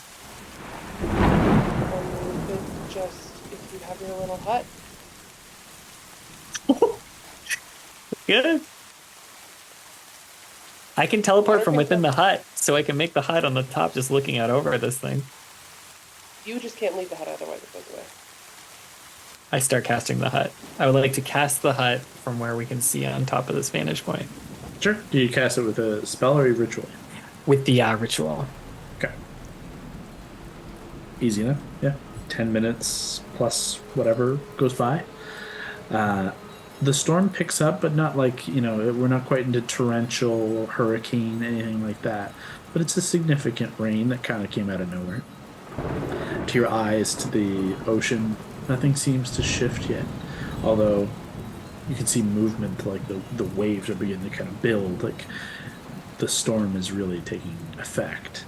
And in the 10 minutes or so, the Nightwalker is about midway through the city. I will just remind, this is only a 10-foot hut. Not a huge hut. Probably can't fit a horse and a huge fox in it. Could only fit us. It's only going to fit your bodies, just so you guys. 9 creatures of medium size can fit within it, so... Yeah. Could I get up on one of the little towers where, like, you said we could kind of spy out before and see if anyone's, we know the undead probably aren't, but, like, if anyone I can see with my fucking busted-ass spyglass, which I meant to get fixed by someone who has something in the fucking camp, and I forgot to say anything. Anyway, that's easy enough. It's a single mending spell. Right. See if anyone else is reacting to the storm, as if like anyone notices that something might be up. Make a perception check at advantage. While Mary does that, I'm gonna send Fern literally physically back to Thaluna. Okay, sure. Fern just breaks the edge of the kind of darkness, and you lose sight of him very quickly. Good. Yeah, have him like crawl out to the edge so he doesn't like cast, and then as soon as he gets free, just sprint back. Yeah. 21. Very quickly, you're watching any of those figures who are kind of atop any of the buildings. They're quickly their fires are doused by the rain itself, but they're quickly trying to salvage what they were working on. You can see some of them were working on making small forges to fletch arrows or trying to just sharpen their blades, and they're trying to build makeshift tents or try and just get out of the rain entirely. Hasn't shifted. Nobody's panicking. It's a little surprising. But no one's nervous. They're just it sucks. Bad weather. You're too far away from the war camp proper to see if there's any shift from anyone who matters. Any leadership. The Nightwalker continues doing this back and forth rounds through the city. That doesn't seem to have changed. So nothing yet.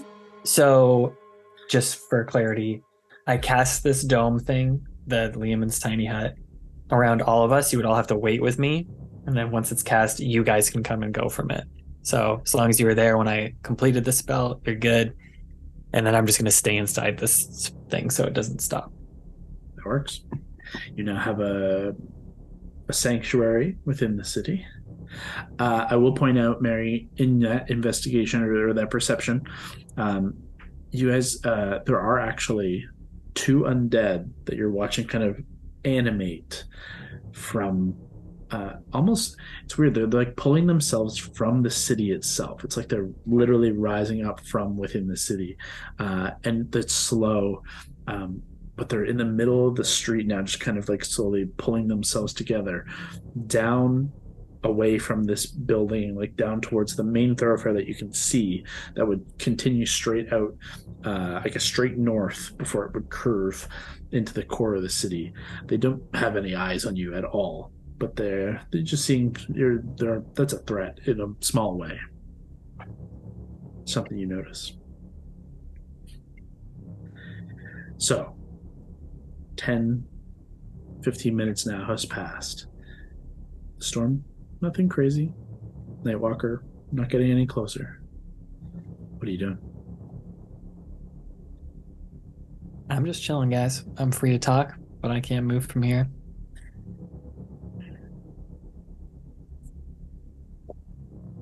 We could just literally wait it out here until we see something pop. Well, let's start causing some chaos now. I'll turn into a worm and start messing stuff up. That might draw. If there is a Kraken, it might draw its attention. Sure, but the problem is if you are not here, Valentine is our escape plan, and he can't leave this circle. We don't need him to leave the circle, do we? Well, if he's our escape plan, we kind of need him. You just need to be able to get back here. So if you were to giant worm it and go down there, you'd have to be able to get back up to this spot in the hut. I'm not opposed to you causing some chaos, but you just got to make sure you can get back here. Absolutely. We'll do it. Absolutely. No problem. No problem. I'm a worm, okay? I'm not going to be some, small little ant or something. How far are we away from where we would fuck things up? It's pretty far, right? Like we're to on the war opposite end. camp proper? Yeah. Like if you guys flew for half an hour to get there. Yeah. It's not close. It's Worms can move pretty fast, though. Yeah, I mean, it's huge. It's a literal gargantuan purple worm. You're going to chew through the earth to get there. It's still going to take you 10, 15 slow, minutes. Though. It's still going to take... it's like chewing through rock speed was really slow. It could be. Purple worms. It's not going to be particularly fast. Kyle,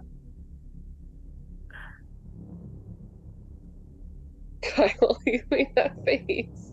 No. I'm not going to say anything. You should probably know. Nah. I'll do it. The worm can burrow through solid rock at half its burrow speed and leaves a 10-foot diameter. Its speed is 50, its burrow speed is 30, so then it can burrow through solid rock at half that, which is 15. That's 15 seconds, 15 feet every 6 seconds. It's like very hard to do. It's incredibly slow from your 90-foot flying speed. Yeah. So it's going to take you like 3 hours to get to the war camp, chewing through the earth. Sounds good. Let's do it. But there is the factor that you might be a permanent purple worm, kind of Animorph style, depending on how long this lasts. So total polymorph. You have an hour. If you're polymorph, if it's longer than an hour, then you just become that thing. Yeah. So is there anything you'd love to just be forever? Can we do the Nightwalker thing then? Do you want to be a silver dragon? You like fly around, shoot some stuff. Will that cause any destruction, really? Of course it will cause destruction. You got a breath weapon. You're scary. You have a paralyzing breath. So as a silver dragon, would I be able to get to the camp quicker? Yeah, of course. All right, let's do it. Have we seen a silver dragon? You have not seen silver. You've seen What about a black? all the chromatics. Actually, yeah, you haven't seen any metallic dragons. So have we seen a blue dragon? Yes. Great. You mean blue, blue, red, white, black. The only one you haven't seen is green. So you could be a blue dragon. That's kind of fun. Blast some lightning. The blue. What's happening with Gord though? Gord has to cast a spell, by the way. Gord can cast a spell, and then my guy hangs out with me. We just chill inside. That way, nothing can hurt Gord, and nothing can break the concentration aside from terrible, terrible damage to Hondo. Hondo, your HP would be 225. Your AC, 19. Speed, 40. Burrow speed, 30. Flying speed, 80. Let's do it. Wait, Alana, can't you like do something with your cool ass hammer that like can make a storm like fuck shit up with lightning real bad? That's interesting. I think you legitimately have call lightning, and if it's storming, it's like extra crazy. Mm-hmm. Now the range is only like 60 feet to call down lightning, so it's like it's a combat-based feature. Yeah. Hear me out. Brawly Riding rides on the back of Hondo. He shoots lightning. She shoots lightning. Pew, pew, pew, pew, pew. Actually, I like the sound of that. Please don't put my beloved in danger. Don't want this to happen. Hondo, yes. Brawly, no. I mean, it'd be pretty cool. So, I need to know, is this happening?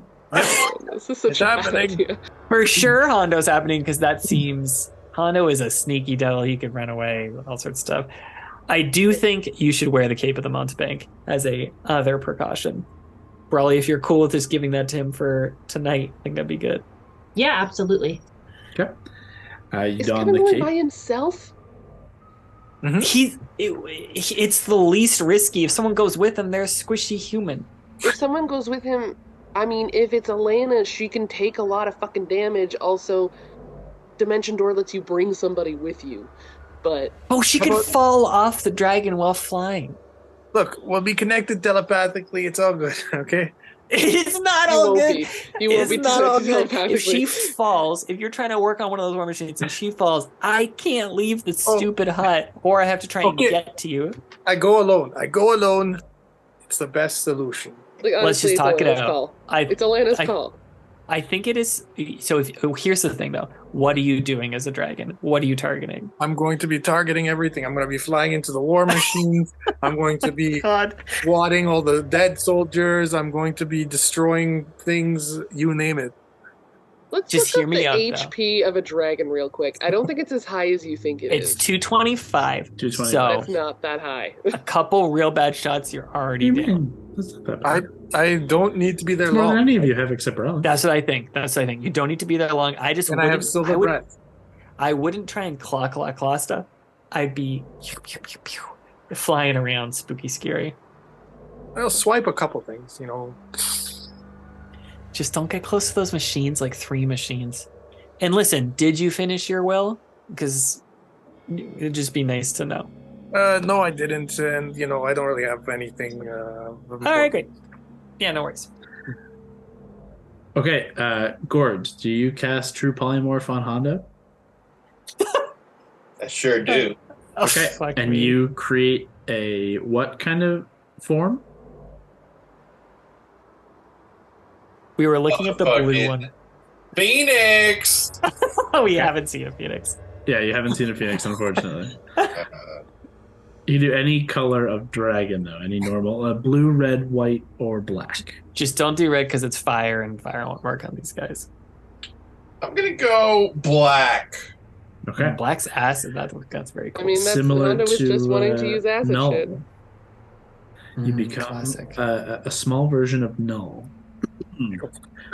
And you become a very rapidly. Gord transfixes you with this transmutation magic in your form. Once again, you become the guinea pig of transmutation and are transformed into an adult black dragon. You're suddenly just monstrous and very fast. Let me pull up the specific stats. Hondo, fun things to know about your boy adult black dragon. Fly speed 80, swim speed 40. He's also amphibious. He can breathe air and water. You have 3 legendary resistances. Yeah, not as much health. You do not get legendary resistances as a true polymorph. And you don't get legendary actions as you do get that though? Great. No legendary anything. Okay. You have acid breath, very cool. You're also scary to some people, and you have a tail and a bite attack and a claw attack. Yep, I like it.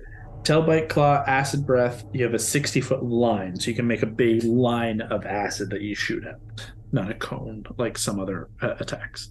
And basically, you do it once. You roll a d6. If you get a 5 or 6, it comes back. Ready? Godspeed. It was so fun playing with you. Like, you were such a fun character, and can't wait to see you on the other side. Okay. All right, Hondo, what do you want to do? So I'm heading over to the camp. Okay. And I'm imagining the war machines would be the first thing I see. They do stand out. However, we're not quite there yet. No, we are so not there yet. Are you trying to be evasive and like you are black in the night sky of this midnight space? Are you trying to be stealthy, or are you beelining it and like dashing, full dash to get there as fast as possible? Well, I mean, what is there a point to being stealthy on the way? Like, is there things that could see me on the way? So on the way, basically between you guys and the camp is the Night Walker. The Night Walker is kind of roving in the city. So if this big, like literally standing above all of the buildings, sees you, it could in theory alarm, and have its own attacks or damages. It's considered an enemy. So if you're stealthy, and you manage to evade it, then we don't have to worry about it. However, if you're beelining, there's no stealth involved. It means you will be spotted by it, and we'll see how that plays. Okay, I'll be stealth to get there. Yeah. That's great. Before he leaves, I'm gonna call up. Just avoid Raymond or any other big ass fucking spellcaster because they can dispel this shit. The dragon. And then go ahead and make a stealth check. It's a +7 Okay. as a black dragon. And just before you do all this, you sure you want to do it? I am Already 100% gone. ready. Okay. We need 26. shock and awe. Okay, no peer pressure. This is your choice. Great to know. You fly off for the first stretch, are keeping up into like the cloud tops of the storm and riding through the storm under the midnight sky. Being a black dragon has partially saved your ass in this case. Mm-hmm. You fly over the first half of the city in relatively fast speed. The Nightwalker doesn't yet seem to notice. Like one more stealth check for basically the other half of the city to see if the other creatures that are around notice this incoming threat. Okay. So D20 Levi plus- can't plus can't even watch this. He's so tense right now. 17. Okay, Wow, great. Plus 1,000. 24. Well, it's just +7. Oh, it's just him. Okay. Well, it's still +7 is pretty good for like a stat block Huge dragon. for a creature. Okay, yeah. As you've now crested, for you guys, this has been about 20 minutes, half hour. Like you've been in this form half the time that you're going to be in this form almost, before it becomes permanent. The war camp begins to come into focus. A lot of the fires have been doused, and now it's just spraying smoke up into the air from the constant rain. However, 3 beacons of flame, these 3 massive siege machines, these hellfire engines, the water of this rain does nothing to purge their flames. So you've got 3 of these kind of positioned all around the bay. You've got the barricades of the actual temple.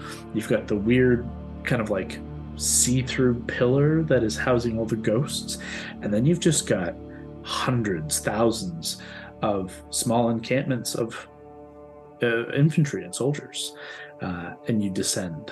What do you do? I'm going to take the first engine I see. Okay, you make a beeline for the first one. You come into within 60 feet of it, and I mean, it doesn't have passive perception of 10. Yeah, like it's not actively looking for you. You've made no threat yet. You come in from behind. What are you trying to do? Do you want to use breath weapon, or do you want to make like melee attacks? Breath weapon. Okay, go ahead and roll 12d8. 12d8. Okay. 1, Mhm. 2, 3, 4, 7, 8, 9, 10, 11, 12. Total 60. Oh my god. 60 points. It fails the save, so it takes the full 60 acid damage. Jesus Christ. You watch as you like 60-foot line, you cut across it, and like 2 or 3 other like encampments of small encamps, and you just hear and screams and this roar of this hellfire engine as you come right across the back and just like split it in 2, melting away some of the metal. It roars. It's still alive or whatever it is, and as you fly past, you watch as it just like begins to spin and turn, and the fire flares out of its multiple engines. But I don't think it can hit you. Yes, it can hit you. Oh, shit. It's got a range. You said like you don't expect things to fight back. I know. I'm gonna give you advantage on it because you surprised it. But you have to make a dexterity saving throw for me. And also because of the night, it's dark, right? So Totally, man. Totally. 19. Dude, rolling clutch right now. You will take half damage from this as you fly past, and you watch as it like flares, and from the mouth it just opens wide, angles up, and just launches like a cannonball, but as you kind of curl your massive dragon head back, it's like a spinning, like thunder-filled ball of energy that strikes right into like the space in your small of your back, and you just barrel roll around it, and it blasts out in this radial blast. That would be like it would ruin you, but with your body just like twisting and turning, you roll with the punches. You take 9 points of thunder damage, which is already halved, and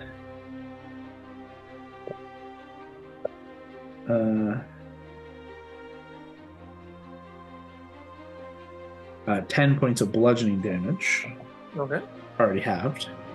This is like thunder cannonball, just like explodes, and then it just begins to spin up and like spin in the mud. That's like unfortunately like trapped in the mud now. But nobody else has had any time to really react. You're watching the war camp very quickly begin to freak out at the giant adult black dragon that's now descending on them. We come back to you. Roll a d6 for me. On a 5 or 6, you get your acid breath back. Come on, baby. Come on, man. Oh, acid baby. breath returns as you swirl. Do you want to continue strafing because you're on like if this is the bay, you're on the northeast corner of the kind of bay and all the encampments. So you're right in between the city and the bay. I'm going to go for the camp now. You're going to go for the camp? You're not going to turn back and get the engine? If I go for the camp, can I then go to the engine, like sort of like on the way type of thing? You can swirl back around, and it's a 60-foot line, so you can get some of the encampment and the engine. Yeah. Hey. Dex save for me. Go ahead and roll 12d8. 12d8. If anyone there is fear prone, they would have to make some fear saves too. There's tons of people who are screaming and running, but the engine is unfazed. Gotcha. There are tons of people who are dying that I'm just not. Melting to their bones. Actually, a 20 on the dex save. Ooh, is good for him. 60 again. Wow. So he takes 30 in that instance there, for a total of 90 points of acid damage dealt. And you're noticing acid is dealing full damage to this creature. You're watching bits of the metal like implode, though he does manage to it's a construct, shift out of the way enough that it doesn't take full damage. As you like blast in towards its face, it just rolls enough in the mud to kind of skirt out of the way. You breathe down, and then do you want to try and like skirt up into the air? Are you going to try and circle back around, do the same thing? I'll go straight up, and then I'm going to dive bomb into the camp. Okay. On your next one? Yeah. As you skirt up and you're about to go to the camp, so you're a little further away, but you're still within 60 feet. I'd like an dexterity save from you. Did you say how long did it take him to get here? Like half an hour. 20 minutes to half an hour. 13 roll. 13 plus... He didn't like make a point to like go fast, so he took the normal. Gotcha. Sorry, what was the total? 13 roll. I don't know what. You have a +7 save, so you do save with a total of 20. Nice. You watch as the like thunder cannon, the head itself like spins within the machine, and you watch a new face like at the front spit up, and you see this one has like a tube, like a long snout mouth that blasts out this like acidic blast of like napalm. However, you're immune to acid, so it doesn't deal any damage there, but it does deal a little bit of fire damage. You take 5 points of fire damage as a result of the actual heat of it, and you are coated in this kind of acidic fire. You are immune to the acid element of it, though, so it's not going to be that big a deal. You will take 1d10 fire damage every turn until you take an action to like scrape it off. Okay. But it's 1d10 fire damage, not going to be crazy. 171, Kev. We come back to you. Roll a d6 for me. Okay. Get that breath weapon. 5. Acid breath returns. So you have this target at it looks like it's kind of hurting. If it was bleeding, it would be bloody. It's not dead. But you're about halfway through this guy. You've carved a big portion of his health away. This engine, and you're watching people just scattering and slipping in the mud and falling over, and you see the line of like where you've carved with acid. It's just filled with the bones of those that you've incinerated and melted instantly. Jesus. What do you do? I'm going to. One thing. Are these engines gonna like heal? Unless it's destroyed outright, it's like any other construct. It can be mended. You're not sure how quickly, like if it would come into battle at full strength, or if they wouldn't have time to fully fix it. But if it's not destroyed outright, then it will likely heal some. Okay, once again, I will just see, since it's 60 feet, I need to get more of the camp, and then also then. Okay. And that guy, great idea. You swirl around, and you just catch him with the tail end of the line as you just kind of get a big section of the. You catch a section of one of the cages as you kind of blast a big line, and you melt away this cage, and like a dozen zombies fall, but then the others who are still inside begin to scramble out into the acid and like melt as they're running through the acidic pool. But our engine here, natural 1 fails. Go ahead and roll 12d8. 1, 2, 3, 6, 7, 8, 10, 11, 12, 60. Jesus, like Jeez. every time. So crazy. 60 again. Okay. So 120, 150 points of acid damage dealt to Oh my god. you are watching it like implode. It's like fully melting away. It can no longer move. You've melted enough damage that the rollers are stuck and like in place. It's locked where it is. So you significantly damage it enough that they would have to do significant work to get this one moving, let alone healing. But it's also maybe one more blast will put it out for good. It, however, because you took your turn, it's going to take its turn. Let's see, you're too far for that. Let's see if it gets either of those back.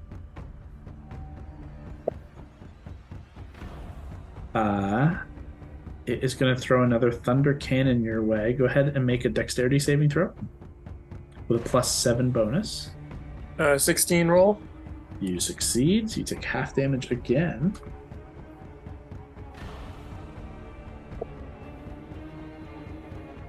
Half damage of... You take 8 points of thunder damage. And an additional...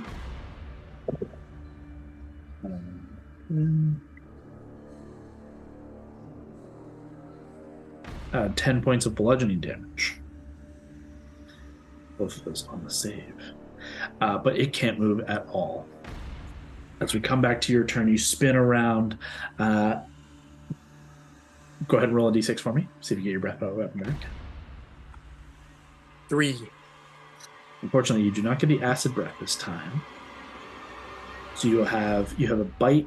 So if you go for melee, you have a bite and 2 claw attacks that you can do. Ooh, I'll do a claw attack for sure. You're going to go back down to the engine? Mm-hmm. Okay. Actually, sorry. I think I will pass this engine and go on to another one now. Okay. No problem. Oh, no way. Ali's power went out again. No way. Yeah, it's going to be a ways to get to the next one. So you'll have to use your action to dash to get there. To get to the next one within like the next round. So using this full round to dash, you get away, and this guy can't reach you with any of his attacks now. So what you do notice now is several people are just beginning to like fire arrows up at you, and like they're just like quickly trying to reactively shoot arrows at you. But more importantly than any of these arrows, you watch with a passive perception of 21 as an adult black dragon. You have a sixth sense for danger. and out of your peripheral of your new draconic eyes, you see a shadowy shape shift out of through the wall of the newly constructed kind of black tower that sits atop the temple. It's like a rippling robe shadow has come to life, just this living robe, tattered and swirling with energy, but held together by this kind of core green-blue energy at its core. You can see at what would be a head, no face, but like a void of black and two curled black horns. Mm-hmm. Between the horns, this kind of similar crackling green flame. And it is just risen straight up out of the tower. I'm going. Oh, my power flashed. Oh my god, your power flickered. Come back. That's a sign from the gods. I'm going to flee. Okay. Let's see.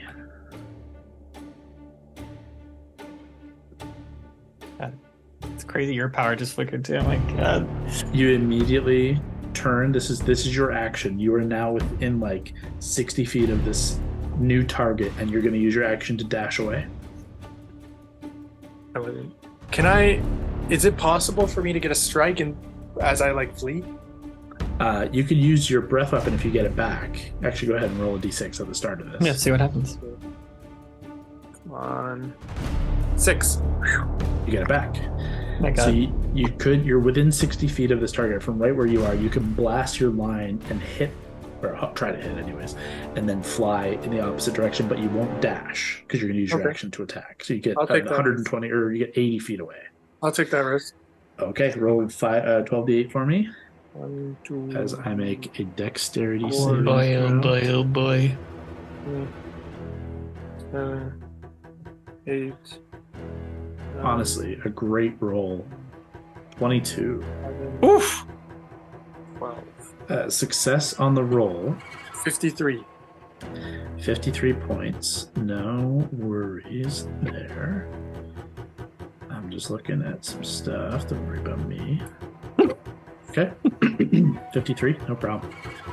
Checking if it's resistant to acid. It is so spooky not knowing what it is and just being like, what the fuck is he looking at? You turn and fire the acid, and you watch as it its incorporeal form just kind of fizzles a little bit, and you see its elements of the shadowy cloak begin to sizzle and burn under the acid. It does seem to cling to the horns and just some of the corporeal parts, and it becomes a little bit more corporeal than this wraith-like form that you now see. This just shriveled figure beneath this tattered cloak.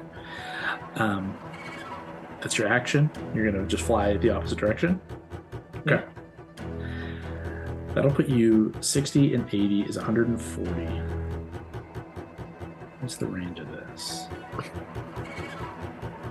Yes. Yes, it is. Okay. You don't see this happen.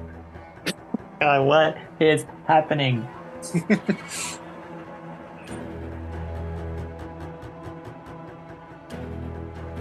How high are you?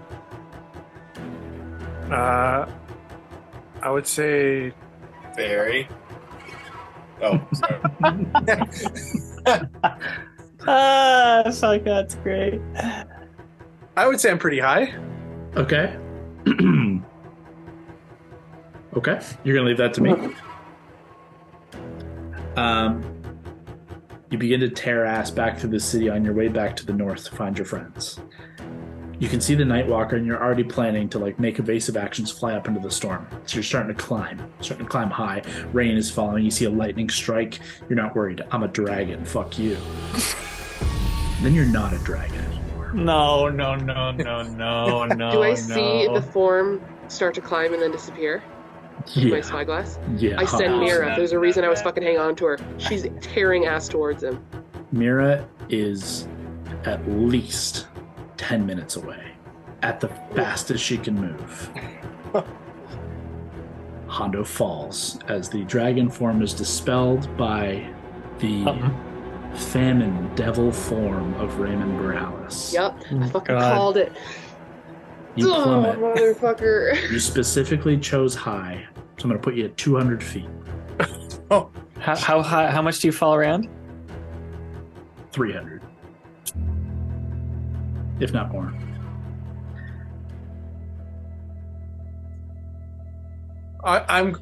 Do I have spell abilities? If you have a reaction. Like, do I have a reaction? You have a Yeah. reaction, but the spell has to be a reaction. Oh, wait, okay, I have to check. What are you trying to do? I'm going to cast a Die. wall of water to land in. Needs to be a reaction. That's not a reaction, though, isn't it? It's not a reaction, but also, like, you would be very conscious that falling into water at that height is still just like falling into concrete. True. It's not But like I'm cushioning. I'm special with water. You're special, all right. I'm special. with Okay. water, quote Then unquote. what if I cast a gust of wind to like cushion? I'll take one of my d6s off for that. That's kind. So you only take 85 points of damage as you slam into the ground, prone. Which you could have. No, it's only on melee attacks, or only on attacks. Okay. So 80. What do you say? 85. Actually, that's not even true. Sorry, hang on. I just did pure. 1 second. How do I do this?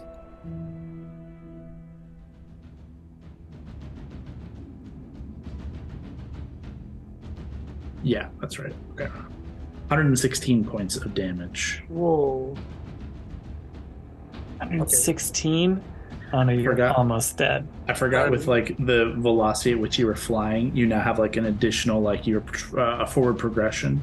So you took forward momentum as you crash and tumble. I'm gonna say you roll an additional like 40 feet as you skid and smack and break. I need you to make a Constitution saving throw for me. Okay. Would Gord feel the concentration go too? A 3. Plus, let me see what I con save. It's 4. So 7 total. Hondo, my guy. Hondo, as you slam into the ground, you know you've broken several ribs. Your back could break, but somehow it was saved. As you go to stand up and begin to run, you've got a broken leg. Oof. You have Dimension Door Cape. You got Whisper, which can teleport. You just gotta get the fuck out of there. Okay. We'll find out next time. Oh God!